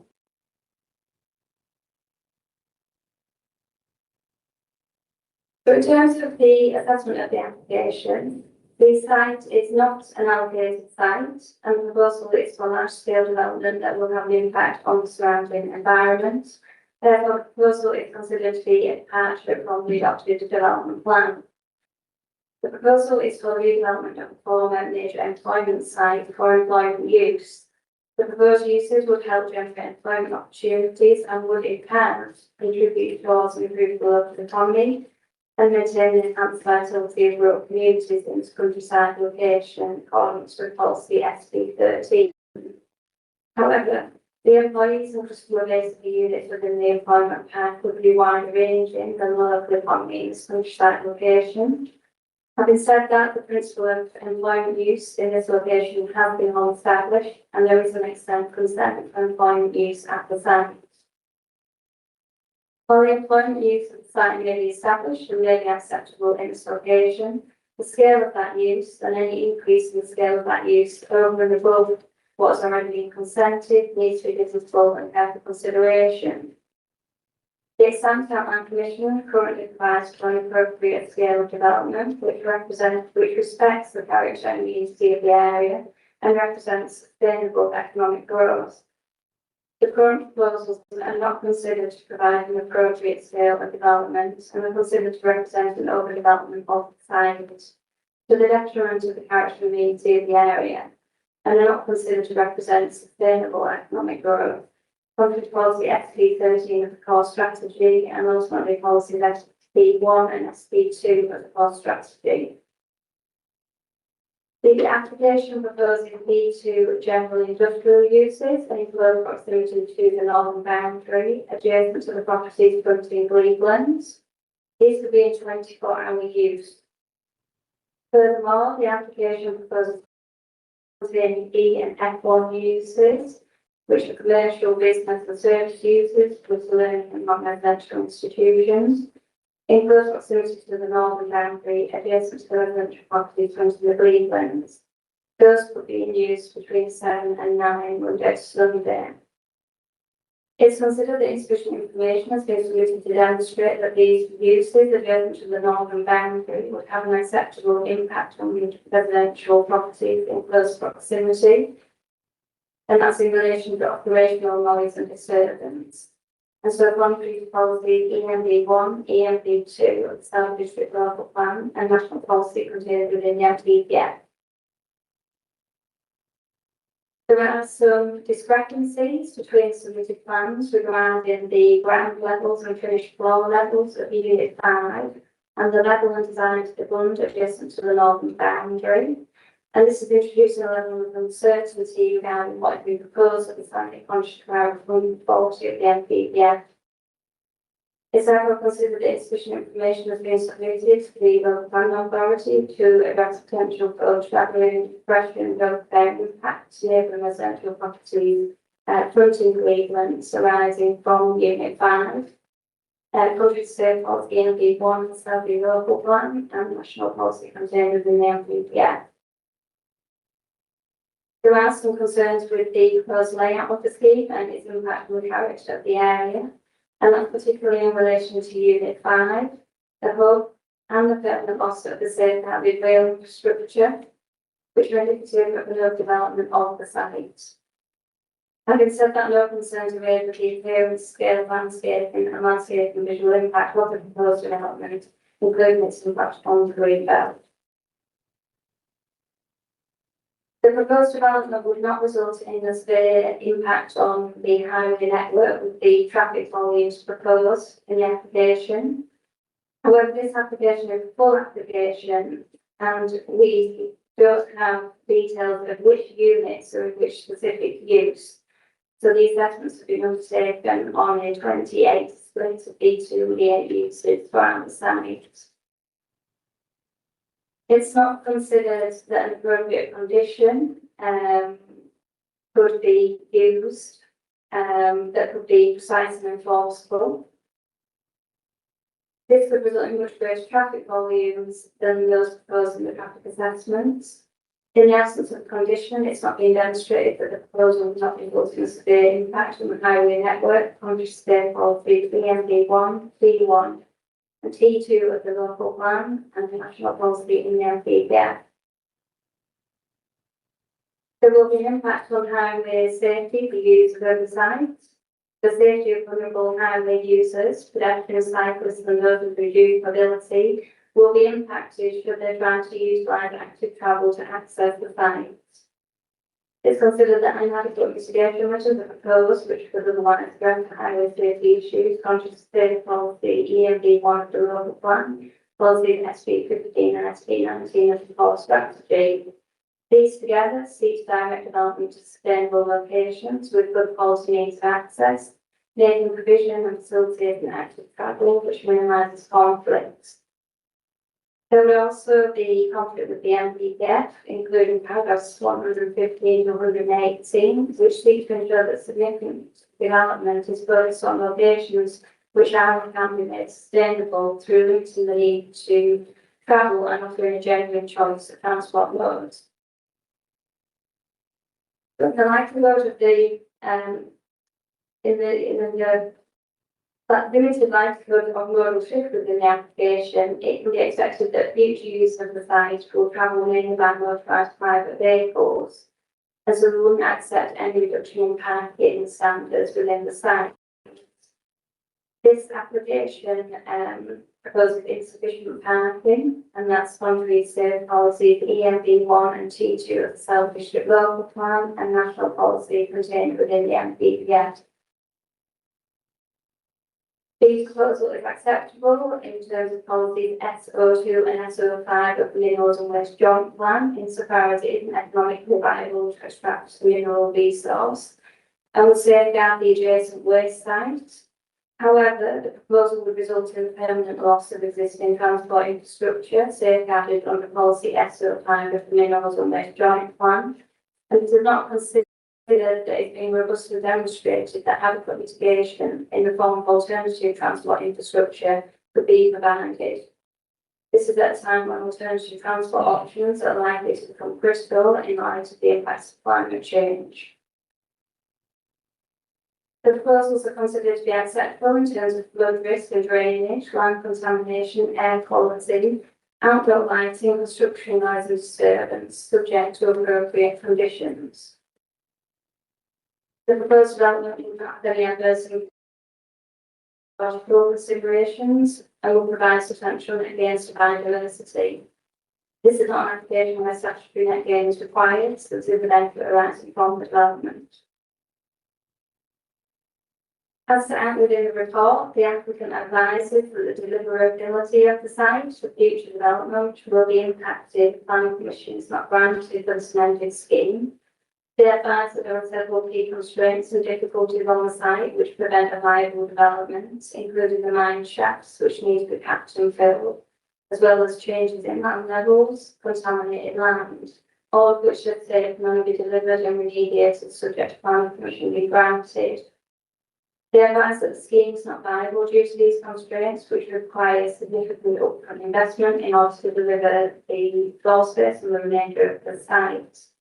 And that the first step in the delivery of the employment site will be planning permission being granted for this amended scheme. However, the site constraints remain unchanged from when the outline consent was granted and have been known for a substantial amount of time. The current proposals are not considered to represent sustainable economic growth, but rather an overdevelopment of the site. And the proposed development is not considered to be appropriate in scale and type of location.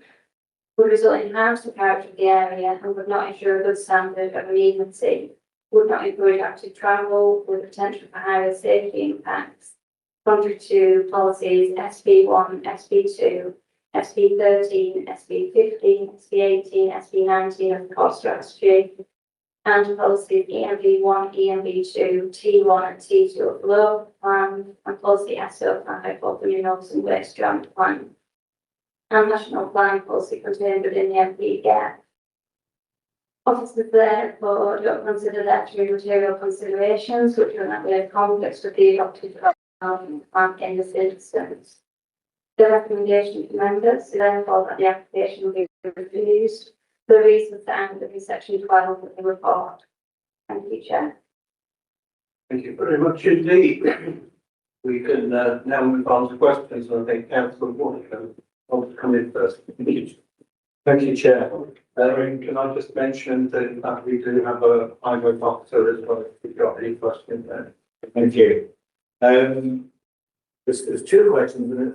One of them is actually, do the officer not think this has come to us prematurely? Because we've got 35 consultations we've gone out to, only 2 have come against it. 12 have either said no response or there's insufficient information, and 18 have no objections. So that's that question: is are we thinking it's too early? That's one thing I'm posing. But also I want clarification on 7.15. It's either one or the other. If I'm in the agency, if there's no comments or objections, well, how can you be both? If there are no comments, then there's no, I think no objection. We don't know what their view is because they haven't commented. Okay, taking the second question, they don't have any objections. So they have commented. Yes, to say they don't have. Does it say no comments? Right, yeah. Yeah. Okay.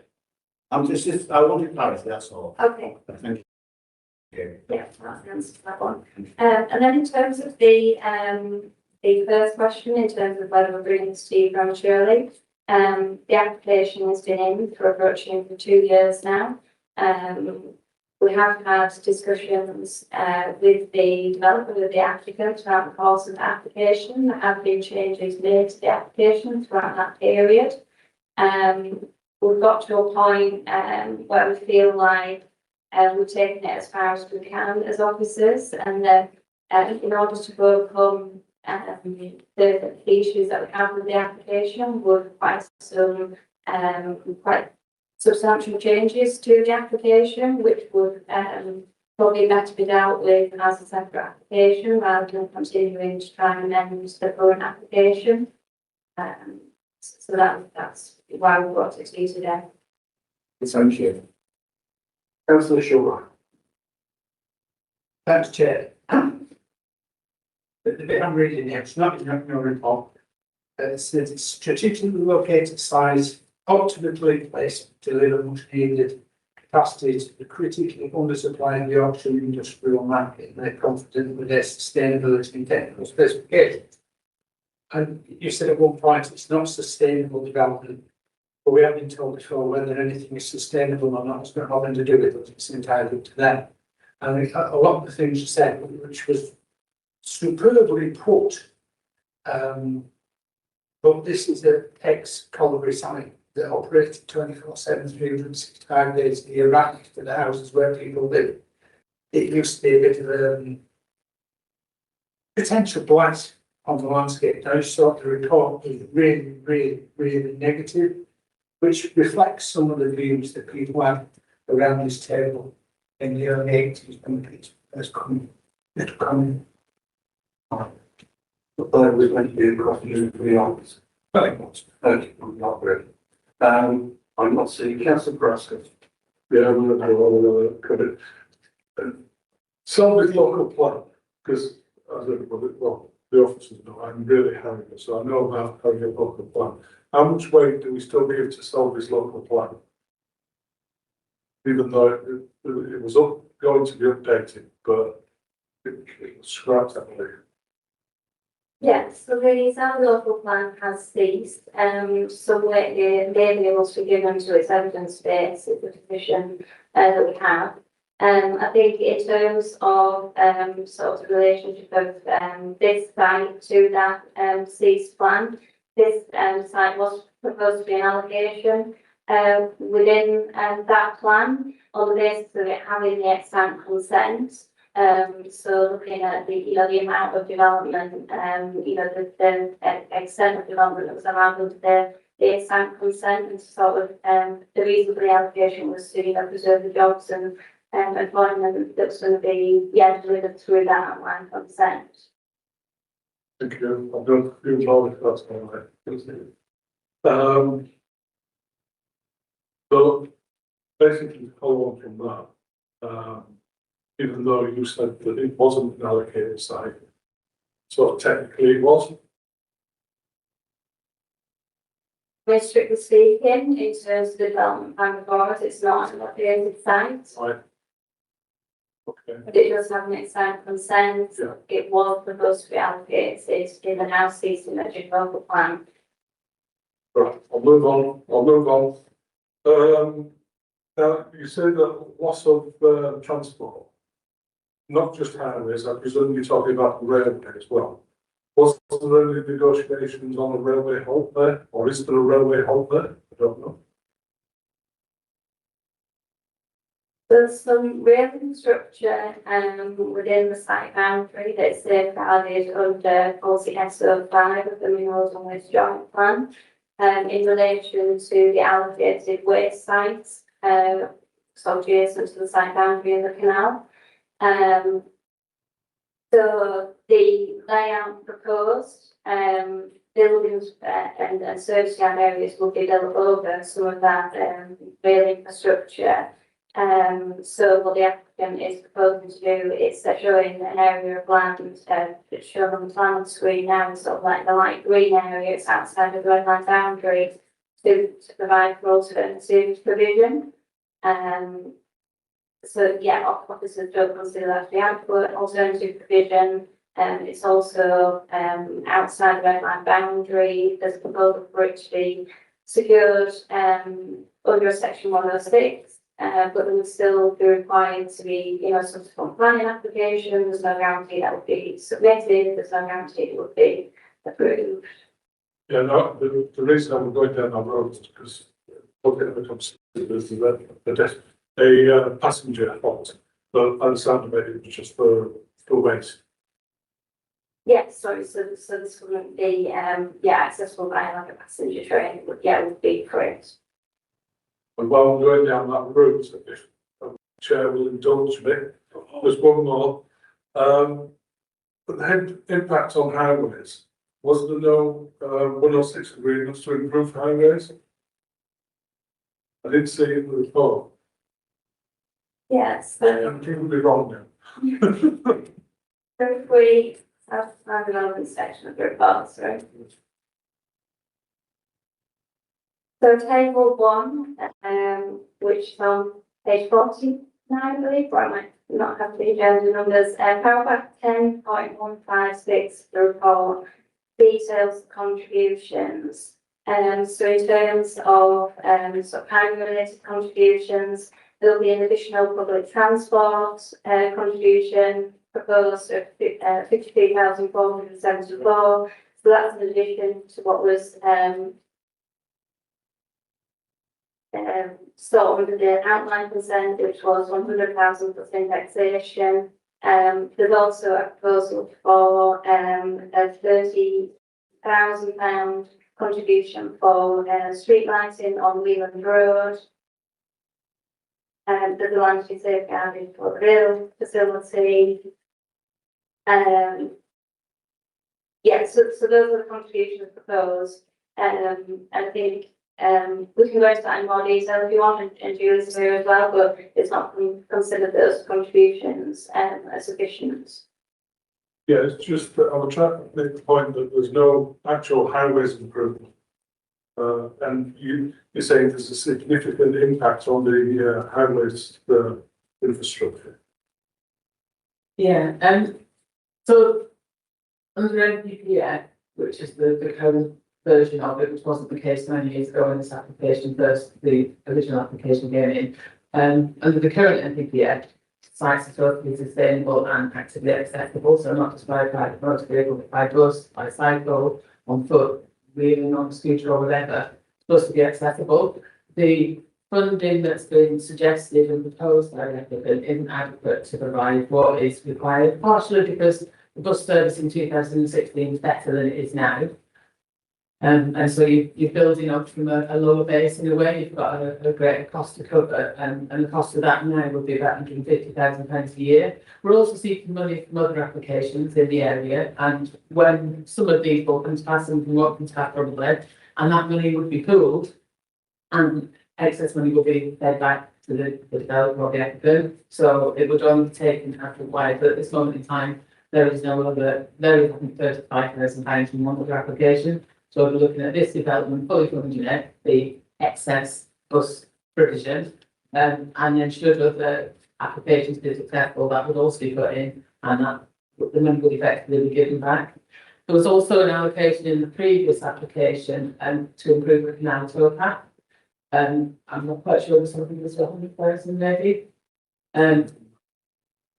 Yeah, well, there is a path by the canal, and the intention was to improve it, access travel to Nottingham, which is where potentially most people come from who work there, if they're within walking, cycling distance.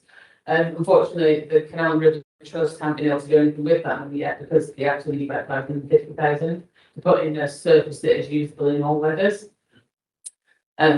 Yeah, so those are the two main impacts really, or two main gaps in the vision. As well as that, walking and cycling to sites, you've really got along the A645. If you're going to be doing it in the dark, for example, or in poor weather, or there's a gap in lighting. So the Tech 106 funding proposed of £30,000 is a great step in the right direction. Unfortunately, the cost of the provision, because it's a 60-mile-an-hour road, there would be passive safe columns. Obviously, you've got to put cable in, you've got to put the service boxes in, and it's more like 169,000. So the principle's great, but the funding isn't adequate. As well as that, walking to site, so that would light from the western side entrance to the Wakefield border, from which there is lighting, so you could walk from that side. In the other direction, there's a small footpath, but even the applicant has admitted that that's not really suitable for use. So it would be great if that could be improved to be a shared footway cycleway to take you further east to potentially where some other evidence as well, where some people may be able to actively access the site.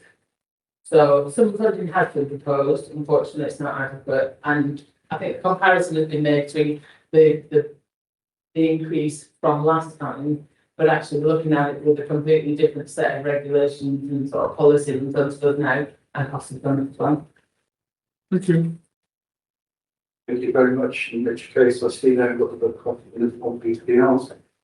We have one speaker, and that is the agent, James Hall. Mr. Hall, you have 5 minutes to address the committee. Thank you. Thank you. I'm James Hall, Director at Stantec. I've got 33 years relevant planning experience, and I have been involved since the outset of the planning process and been in front of your colleagues, predecessors of the outline application. So this site represents a very significant employment commitment within the former Selby district. Delivery offers a rare opportunity to bring meaningful economic growth, job creation and long-term investment on what is largely a currently redundant brownfield site. The phase 2 development before you today builds on that outstanding outline consent, should establish the principle and the suitability of the site for employment. The phase 2 plans are ambitious and they're innovative. They seek to deliver high quality employment space, respond to market demand, and they are capable of attracting major occupiers. There's a range of tangible benefits, but there's substantial local employment. We estimate 1,000 operational jobs, further 200 jobs in construction related skills and such like. Support for sustainable transport has actually been offered, as you've heard, with green infrastructure and travel planning contributions that we're happy to keep talking about. New footways and cycleways have also been put forward within the scheme, and you've heard about external connecting the recreational corridors. We're proposing a site-wide trimmed rail and a high-quality public open space within the site. as well as the hub which the officer outlined, which has shops and services, both residents and occupiers. It's also going to celebrate the site's rich mining heritage through public art, which we were also keen to keep talking about. Worth mentioning on site, the BMG, you heard it wasn't a specific requirement. We've actually achieved 18% 1A BMG and 192% increase in hedgerow units.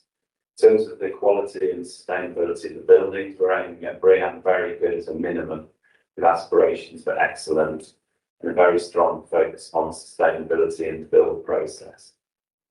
And also just adding that this is remediation of a brownfield former colliery site, as I'm sure you all now know, including filling and capping of existing mine shafts, which is complex and expensive. Over the 2 years that this particular application has been under determination, we have undergone significant design evolution. Thread end schemes got smaller. We've collaborated very closely with officers actually, and it's worth flagging around 40% of the site is actually still landscaping open space. So and some of these routes you've heard about in terms of the recreation, trim trail, etc. We do fully acknowledge any development of this scale will be impacts to consider. You've obviously now heard a lot of these today. I would say that it sounds a lot worse than it actually is. We have worked very diligently to remove objections, as you've listed, actually from key constituents. We don't actually have significant objections on this side. Your EHO, for example, has not objected. We believe planning conditions can address reasons 2, 3, 4, and 6. But I will just quickly take the reasons in turn. So reason 1 alleges overdevelopment of the site that needs to be recognised. This is the brownfield site where the council should be seeking to maximise the amount of development and achieve the economic, social and environmental benefits. There are no adverse effects that are significant from this development. We've argued there's clear recognition, therefore there is no overdevelopment. In terms of noise, reason 2, there is actually no environmental health objection here. Detailed noise assessments have been undertaken and accepted by your officers. We can accept a further condition, which requires the submission of acoustic measures before the unit's brought into use, if you members deem this necessary. So we didn't think the conversation was over. In terms of reason 3, we consider the reason not well founded. This is when in respect of unit 5 and the height of it, because it's actually lower than the height approved at the outline stage. So again, we don't believe it's 5 metres low. We don't believe that's a reason or a reasonable reason for refusal. Again, we would give members extra comfort on the matter and accept a condition, protect amenity. If you felt that fit, you could require the submission of final site levels and building heights. That seems to be causing officers some concern still. Turning to conditions 4 and 6, we're willing to agree a split of B2, B8 uses, and therefore in terms of the actual transport, again, we have to keep talking about the sums of money involved. We have retained the rail freight infrastructure as part of the outline consent that has been marketed for that. I'm not going to respectfully and to support the application, or failing that, please consider deferring it for more discussion. Thank you. Thank you. In that case, that was the only speaker we've got, colleagues, so we can now move on to the next stage. Councillor Shaw. Yes, it's a question, and that's good. The officer and the speaker said that they need to fill the shafts in. I was under the impression that the shafts had already been filled in shortly after the previous plan. I understand from what. But it's not. I mean, the parody said they need to fill it in, but according to the task, I allow questions still to the officer. My understanding is that they, do still need to be actually filled. That's my understanding. that was it. It's just confusing me. No? Fine. Okay, we're in the debate stage, colleagues. So does anybody want to comment? Councillor Packham. Yeah, I thought it was a good report and a lot of detail in it, but what strikes me from what the agent has said, the applicant has said, is that there are lots of issues that are still outstanding, and that concerns me. I would have preferred some of those issues to have been addressed before it came to us, if I'm honest. My inclination is to ask the officer whether, if we deferred it, there would be any serious impediment to further negotiation. And yes, sir, comment? I think we've had various discussions about the site with the applicant. There might be some issues where further discussions could resolve some of the issues. For example, in terms of the plans being consistent, showing the relationship between the properties once in Cleveland's and the site itself. We could get clarification on which plans are the correct plan for consideration, for example. But then I think there are other matters where there's sort of just quite different viewpoints on the application.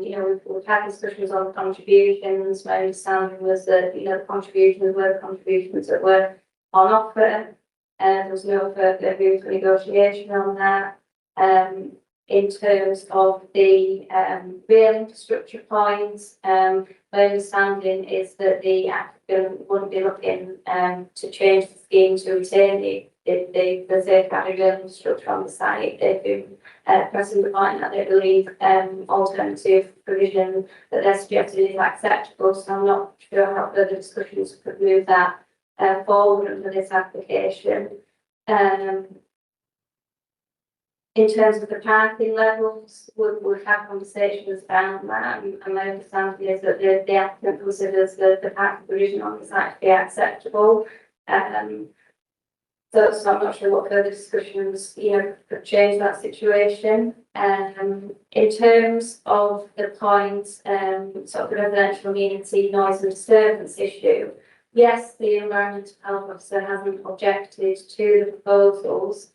They put forward a series of conditions that they think are appropriate. The issue being that officers don't consider those conditions to be appropriate because they may require sort of a complaint triggered assessment at a later stage. Complaints are received, and then you're doing like retrospective litigation. It's requiring noise assessments to be submitted, post consent, which again, you need to understand what the impact is at the time of making the decision. I don't think it's appropriate to condition things sort of retrospective, try and fit mitigation into a scheme that you've granted permission for. So I think the reason that it's been brought to committee today is really, we've had discussions with the applicant, tried to work with them, but it felt like there was some times where we were going to come to an agreement, if you like. So that's why we've brought the proposal before you today. And also, I think, some of the issues that we have will require, further sort of significant changes to the scheme that's already been quite significantly changed. And, just get to the point where you think, is it better to submit a fresh application, when there's significant changes involved? Yeah, I broadly accept your refusal, if I'm honest, but from what the applicant has just said, there is scope for further negotiation, and what I would quite like to suggest is a deferral for you to talk to the applicant and to come back with as many of those or all of those hopefully addressed. And if that takes some time and requires some redesigning and some new proposals, then so be it. But it would speed things up for everybody. I mean, we are talking about a significant number of jobs here. And we all know that if the applicant, if it's refused, they might go to appeal. That would be another long time waste, a lot of time wasted for them. And I kind of feel that we should be trying to overcome those objections. And I understood from the applicant that that's what he was prepared to do. And I think if we could do that through further negotiation, I'd be happier. but my colleagues might not agree with me, we'll see. One of the things I'm going to ask you then is presumably, if you're going to talk about deferral and bringing back, what time do you have in mind? I wouldn't want it to be open-ended. My personal view on something such as this is that it comes back when it's sorted out. If officers get to the point where they can't sort it out, then they have to bring it back again and recommend refusal.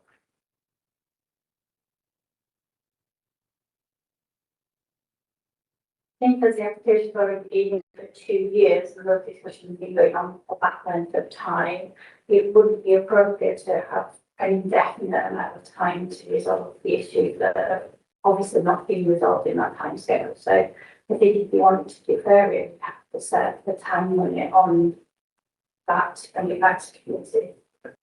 Okay, Councillor Brascoff. Thank you. I support what Councillor Packen was saying. This is a brownfield site. It needs to be used without finding other land for something development like this. But the applicant has showed a willingness to renegotiate. He's heard what we've said and what the officer's report says. So there is some guidance there. And if it doesn't come back with some significant help towards resolving those issues, then that's another planning committee decision. But at this moment, I'd go with Councillor Packham and go for referral. Thank you, Councillor Morgan. Thank you, Chair. My opening question was relating to this is premature. Obviously, I've now heard officers and certain I've listened to the agents, the applicant, and if the applicant's agent had had 10 minutes, he would have addressed all the other issues related to doing so. If the applicant who was in the room, obviously, the agent is willing to discuss things further. One of the things I'd like to discuss two of the points that Julie made reference to. There's approximately £600,000 shortfall to make this more sustainable in terms of actual travel, etc. So they're willing to discuss £600,000 with us about it, and I'm not minded to give them the opportunity to discuss that, and therefore I would support deferral. But I wouldn't want to put a time frame on it as well, because we've not spent an awful long time with this. So yeah, I would suggest Thank you for that. Do I have any other comments? So I'm looking at Councillor Arthur. Councillor Shawright. Yeah, I just support what's been said. I think there's a difference, no disrespect to officers, about officers negotiating with an agent negotiating with officers. When the agent's sat there not feeling that the member of the committee, that things need to be sorted or it's coming back. And we could lead to that. I think that sometimes changes the mind of applicants. Yeah. I just we need to give it another run, and then we can decide what we're going to do. Okay, I've heard what the committee is saying. My gut feeling is that I would be happy to propose the officer's recommendation, but I've also heard what the committee members have said. So I will now formally say officer's recommendation is to refuse. I'm happy to propose that. Do I have a seconder? And we don't have a seconder, so I'm now looking at the councillor backup for a different proposal. The different proposal then is that we defer the application. I'm happy to discuss what makes the time officer think is reasonable and other members think is reasonable, and that we defer it for the issues that are raised in the refusal reasons to be specifically discussed and addressed, so that when it comes back to us, we will have a very clear guidance as to what's been agreed and what hasn't. My gut feeling is, would January or February be too soon or what? No, this is why I'm hesitating, because obviously we have this thing called Christmas, a new year coming up, so that could delay matters. What's our planning officers and solicitors' thoughts, please?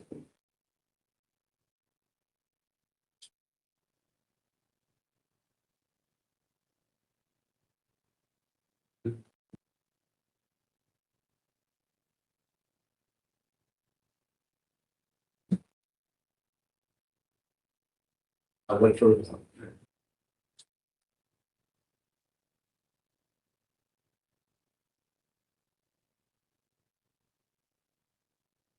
I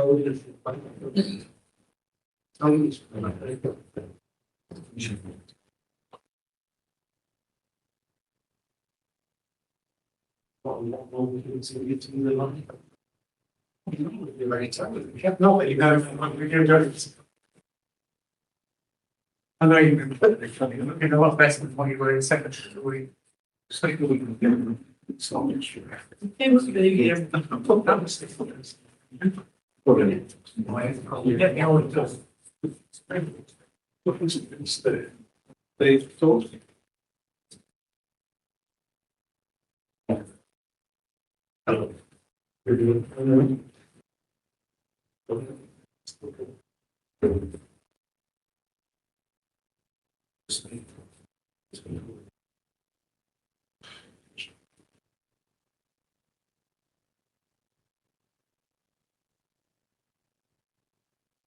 The suggestion is that we first of all need to agree an extension of time with the applicant because the application is currently out of its time period for determination. So we'd have to agree that internally, but if that couldn't be agreed, then we would intend to bring it back to the next committee because that's the first step. So if that's within our remit to agree that extension of time, that would be the time when it then must agree with the applicant. Is that acceptable? I think that's very sensible. I think, for you to agree with the applicant how long you think it's going to take to sort it out if you can, that would be much more sensible than us trying to impose something. Yeah, I was looking at the Asian. No, they're not allowed to speak on the side. We'll leave it at that. So you're happy with that? Yeah. Right, in that case, can I see it? I assume everybody understands. Can I see all those in favour? Yes. Yes. That's not gonna. Oh, sorry, I thought you'd got something else to say. All those in favour of that? Thank you, Kev, thank you, that's unanimous. Thank you indeed. So, Jeremy, thank you. Thank you. Oh, yeah, yeah. Right off. Just a minute, Julie, leave it plugged in. Leave it plugged in. We move on to the last application. Apologies to the young lady that sat there.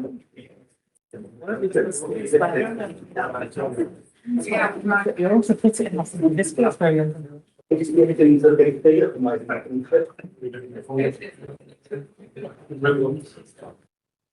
I'll go to say that. It's pretty thing for them. Ladies and gentlemen, so we've lost my names. Doors hiding underneath the desk. You know that thermostat on that wall? So notice there was a piece of paper that dropped off earlier. So I didn't know, Jenny, would you be able to look and see if there's a piece of paper that's dropped off underneath that? So I don't know whether it's important.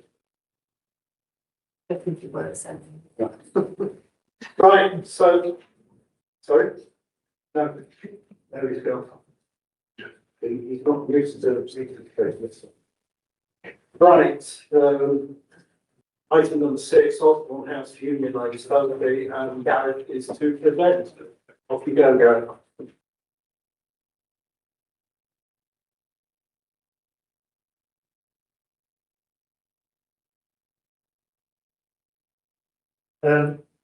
I will take through the obstacle note very quickly. There has been an additional EV charging condition added to the recommendation, which we discussed 4 days ago. No provision showed in the original plan. There's some extra information about the compliance of the report and the scheme with paragraphs 181 and 182 regarding flood risk in the NDPF. And as a result of that extra discussion, before you we'll take through every detail, there's an additional condition number 28, which covers the need for a Ainsty 24-hour flood warning system and flood evacuation plan. So that's the recommendation. Lastly, there's just a correction to the report, that's in the section 10.106 about the Equality Act. As originally written, it's simply no impact, but obviously this recommendation is for sheltered housing, which would be conditioned to over 55. So obviously by default, it would preclude the young generation occupying the premises. Take you through the slides quickly, and we'll just focus on the material first in the main part issues, which is in this report, the impact on residential community. We've got one of the agents speaking for the application, which will flush out some of the other material plan issues. So, yeah, an application for sheltered housing. It's within the settlement limits of Selby.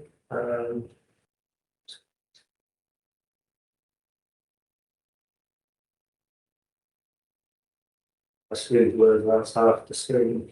So the red line is the application site, tucked against the railway lines to the south. We've got Osborne House, which is a C2 care facility to the west, and that's where its access is formed from Union Lane. And you've got Port Home Drive, existing residential property to the north and protected by a tree belt on the boundary. And then to the east is the new the LNG development, as it's known, and the new residential properties on Mill Bay. They were applied for in 2019 and 2020. So this was actually post this application, which is remarkably a 2018 plan application. There's been a number of issues why it hasn't been brought to committee. There's issues about land ownership on the eastern boundary, the interconnection with the LNG development. There was various iterations of the plan.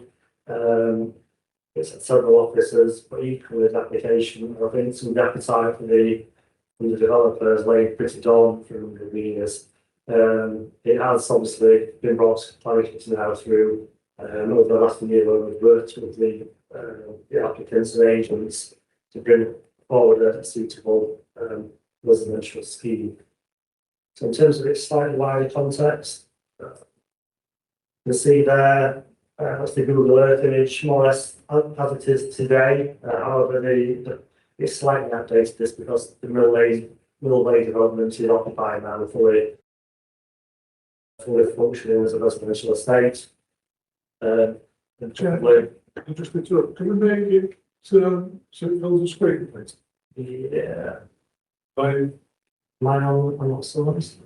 sorry, please sit down. Sorry, yes. I wasn't on the slideshow. Apologies. Slightly better. And then this is a more focused image from Google Earth. So you can see the properties here on Mill Bay, which is the mainstay of the objections. We've got the car park, which is part of the application site. That's where the entrance is from the properties to the north. This is how it used to look in 2002. So it was a commercial yard from Union Lane. You came in here. This is all outside storage space, all hard surface. The building in this northeastern corner.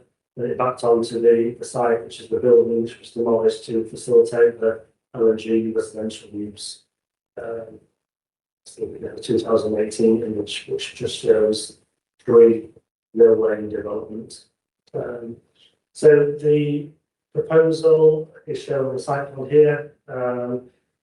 Access through the car park, Osborne House. We've got like an L-shaped massing which sits alongside the railway on the southern boundary. We've got 21 metre distance between the eastern elevation and the western elevations of Mill Lane for privacy purposes.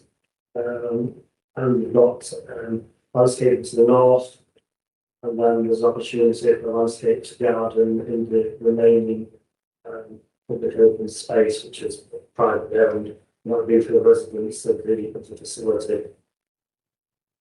In terms of the design, of the structure, it has evolved throughout the determination of application. Originally, it was a three-story structure with a conventional pitch roof. And you see from the photographs of Osborne House, it was designed very similar to replicate the scale and mass and form. However, due to concerns over outlook and privacy, has been some quite significant changes, and that's making a three-story parapet styled building, which still has some interest in terms of the some of the projecting gables, some of the window positioning, some of the materials. So that's of benefit to the scheme. There's also the insurance of the building on the eastern elevation, which is this area, reduced to two-story as opposed to three-story to lessen the impact on the buildings on the lane, North Lane, sorry, to the east. In terms of the floor plan, this is the ground floor plan in question. So this southern elevation faces the railway, and this is probably the most important elevation in terms of its impact on the overlooking aspects to railway. So you've got at 21 metres, you've got a series of apartments and ground floor day rooms. So the ground floor relationship is less, obviously, less of the concerns mitigated by ground floor screening. When you get to the first floor, that's obviously where the potential for overlooking occurs. So you've got still got windows to lounges and bedrooms on this elevation, but they are designed at 21 metres, which is not dissimilar to a standard residential layout, which we find on the adjoining dwellings that surround it. And then you can see, if you picture that scale and massive, if you go to the third floor, you can see where that massing has been cut away. And that's because we know over 21 metres between properties for overlooking purposes, a two-story. So with a third story, that increases that advantage. So the whole of that section has been removed in favour with being a two-story element. And when it jumps back up to three, that's at 28 metres away. And it's been designed with a corridor, which obviously won't be intended to be used for overlooking purposes, and facing that elevation to the east on the middle way. The image below is a CGI image that's provided by the agents, and that will give a potential view of the entrance to the site. So as you come in, that will look at parts of the westernmost elevation, gives you a feel for the design and the scale of the building at its three-story nature, introducing obviously some detail in, so it's not just a three-story mass. There is some vegetation on the boundary. This is a 2018 tree plan.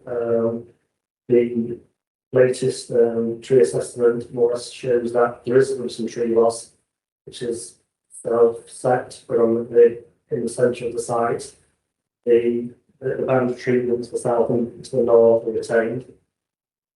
I'll take you through some images, then we'll just briefly touch on the issues. That's the entrance from Union Lane. So in the background is Osborne House. You can see how it's three-story pitch roof. It drops down to two-story as we go around the corner.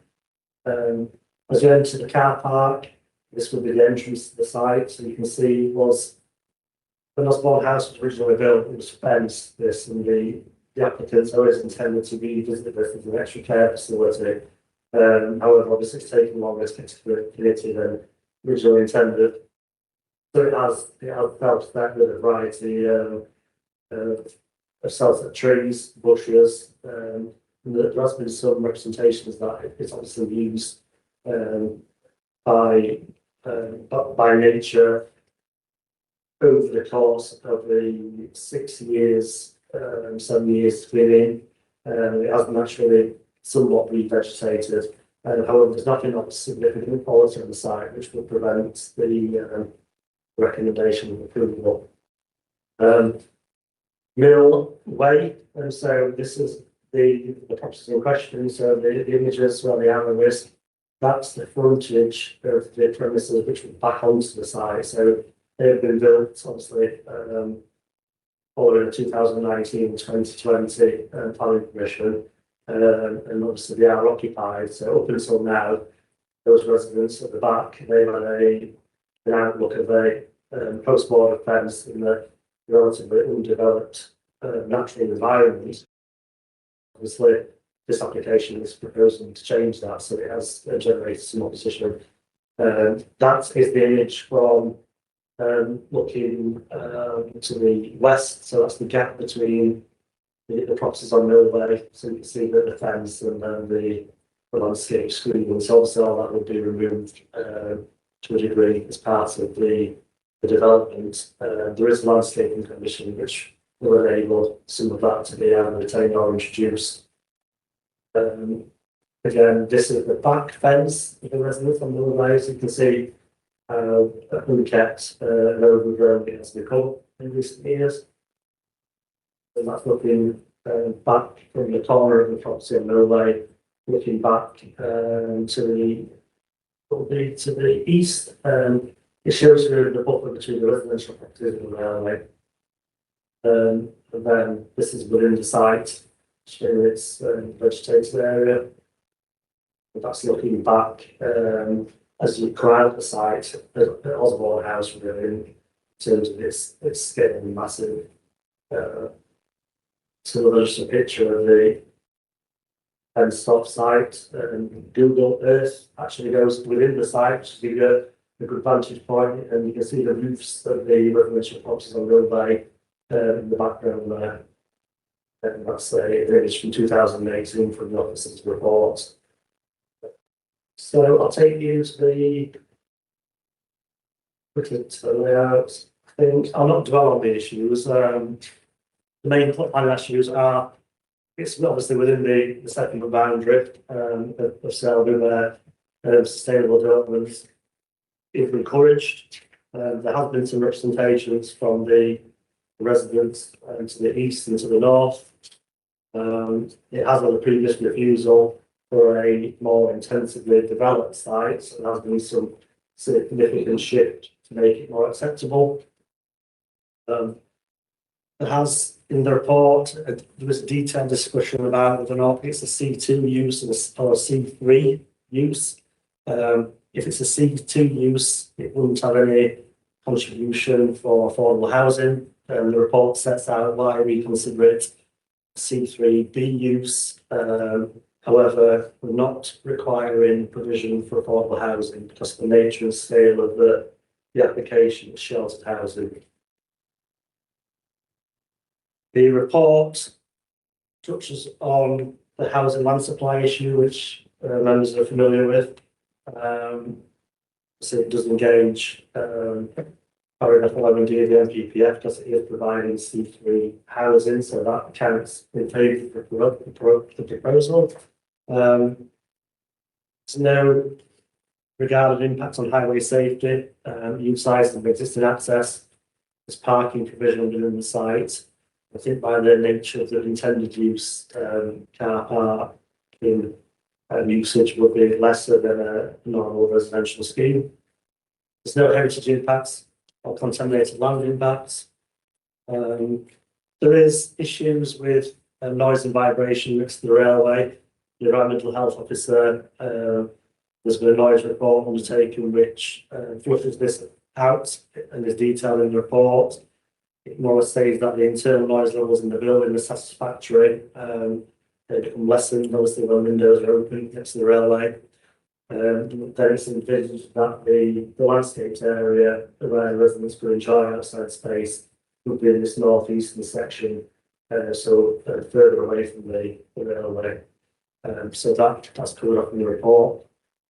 And then the other issue is foot zone 2 has been updated, footage assessment submitted, passed the sequential test, and there's no exceptions test required because the foot zone 2 status. I touched on the introduction that there was additional conditions governing the need for a flood evacuation plan, and there is recommendation for conditions on floor levels to ensure that if it did flood, it's sufficiently high enough off the ground to be safe from flooding. The report sets out the provision of recreational open space, which we normally require for residential schemes. This is obviously somewhat different to a normal open market residential scheme, in that it will be owned and run by the care facility. So we can look at a slight reduction in the level of open space on the site, and there's conditions to ensure that an appropriate scheme comes forward. I mentioned ecology, that's detailed in the report. It's pre-BNG, so there's no off-site mitigation required. And that probably takes us through the main plan issues. So the recommendation is for approval with a suite of planning conditions which enable the authority to retain control over those matters. Very much indeed. Questions for the officer and council for Ascot? Thank you very much. Just a question of interest of me, really. If this was a normal 24 apartment block, would you be asking for affordable help? Yes, we would. So it obviously meet the trigger for the house, which is 10. So we would look for the policy is 40%, not that the general issues around it, yeah, up to 40%. So that would go through that exercise if it was regarded as the market housing. Similarly, there would presumably be a contribution for public open space as well. Thank you. I just struggle to see why you treat this slightly different, because they're still going to, I presume they'll be purchased or leased. That is for lease, so they would be controlled by the owner of the site. So then, so it would be bought, such an open market, it would just be leased. And then the elements of control is obviously exercised through the 106 agreement. So in essence, it's providing a minimum of 2 hours care and regulates to over 55s through the 106 agreement. You can have put that on to declare interest. Yeah, thanks. Just a couple of quick ones. The first one is on that, I think I assume it's the northern boundary where the red and blue lines are. There's space between them. Is that a slope of some sort? Yes, it's like a drainage ditch swale which is heavily planted with trees. So I think so yeah, it's land within the control and undevelopable, so it's then been brought outside the red line. No doubt the planning agent probably notifies a lot further. So yeah, it's where the landscaping is. No, the reason I asked the question is because I wondered if there was a difference in levels between the houses on the road to the north and the property itself. Not overly noticeable. Yeah. So we're on to That's it. The only thing I've got to ask is, will then new parking facilities be able to prevent additional parking on Union Lane with new units being built?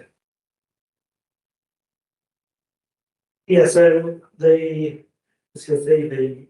red line actually splits the existing parking provision. So all this exists now. I've been on site a number of times, and it's very rarely fully occupied.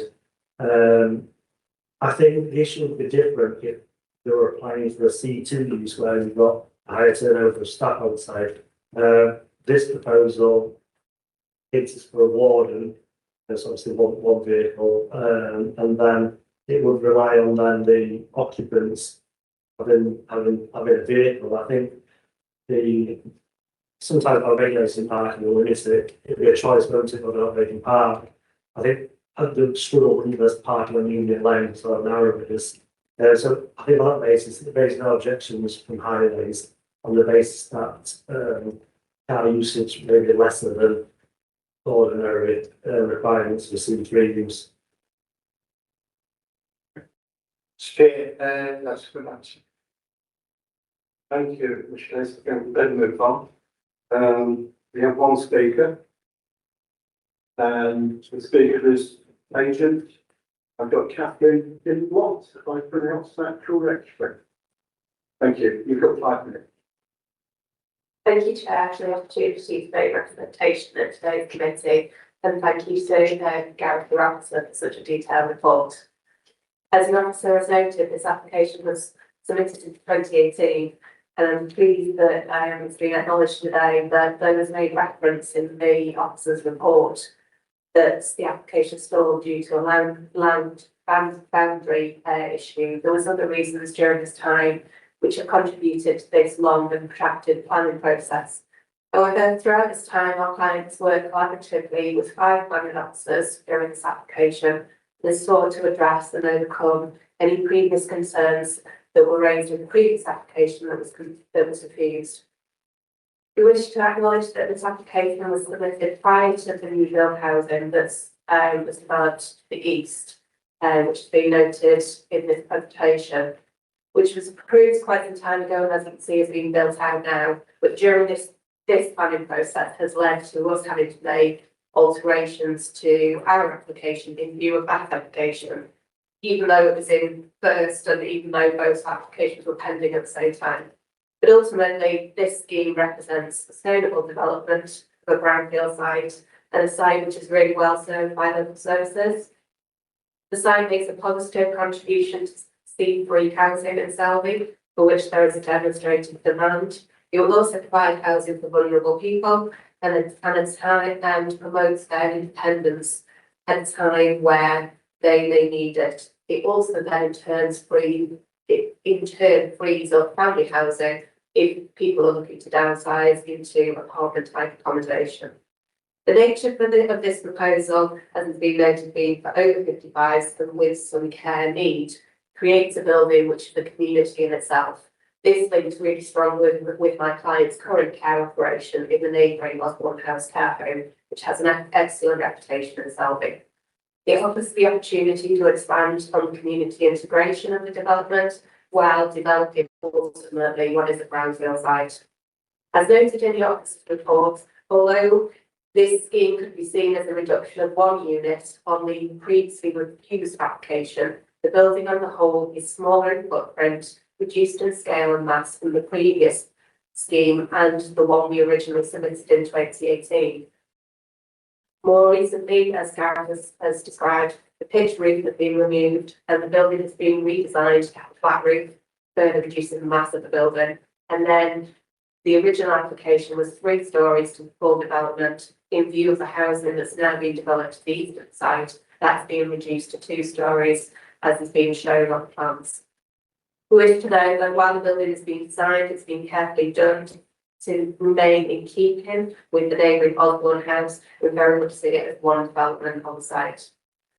As has also been mentioned, the proposed building is set back further from the neighbouring properties, and that then leads to an increase in an amenity space, again way above the previously refused application, which then in turn leads to increased landscaping and opportunities for ecological enhancement. The scheme has no negative impacts on highways, ecology or heritage, and as your officer summarised, has any adverse impacts would not significantly or demonstratively outweigh the benefits warranted this approval. We therefore seek your approval of this scheme today. Thank you very much indeed. Well, colleagues, we can now move to the debate section. Who'd like to kick off, please? Just move the recommendation. Right, I'll say we're going to, right.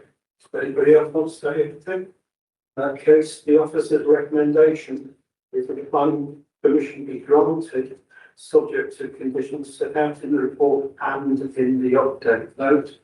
And prior. It's on my script, Slightly underdated. And I'll finish off by saying, and prior completion of section 106 agreement. Are we all happy with that? This is dropped off again. Oh, that is unanimous. The application is approved. And any other items? It stays item number 8. Next meeting Wednesday, 10th of December, which would have been my grandfather's 130th birthday. We expect to bring cake. Yeah, and dare I say that I normally close safe journey home, dare I say especially today from Saturday. Next agenda item is being walk the dog. I hope no one, I hope no one's living in Pickering.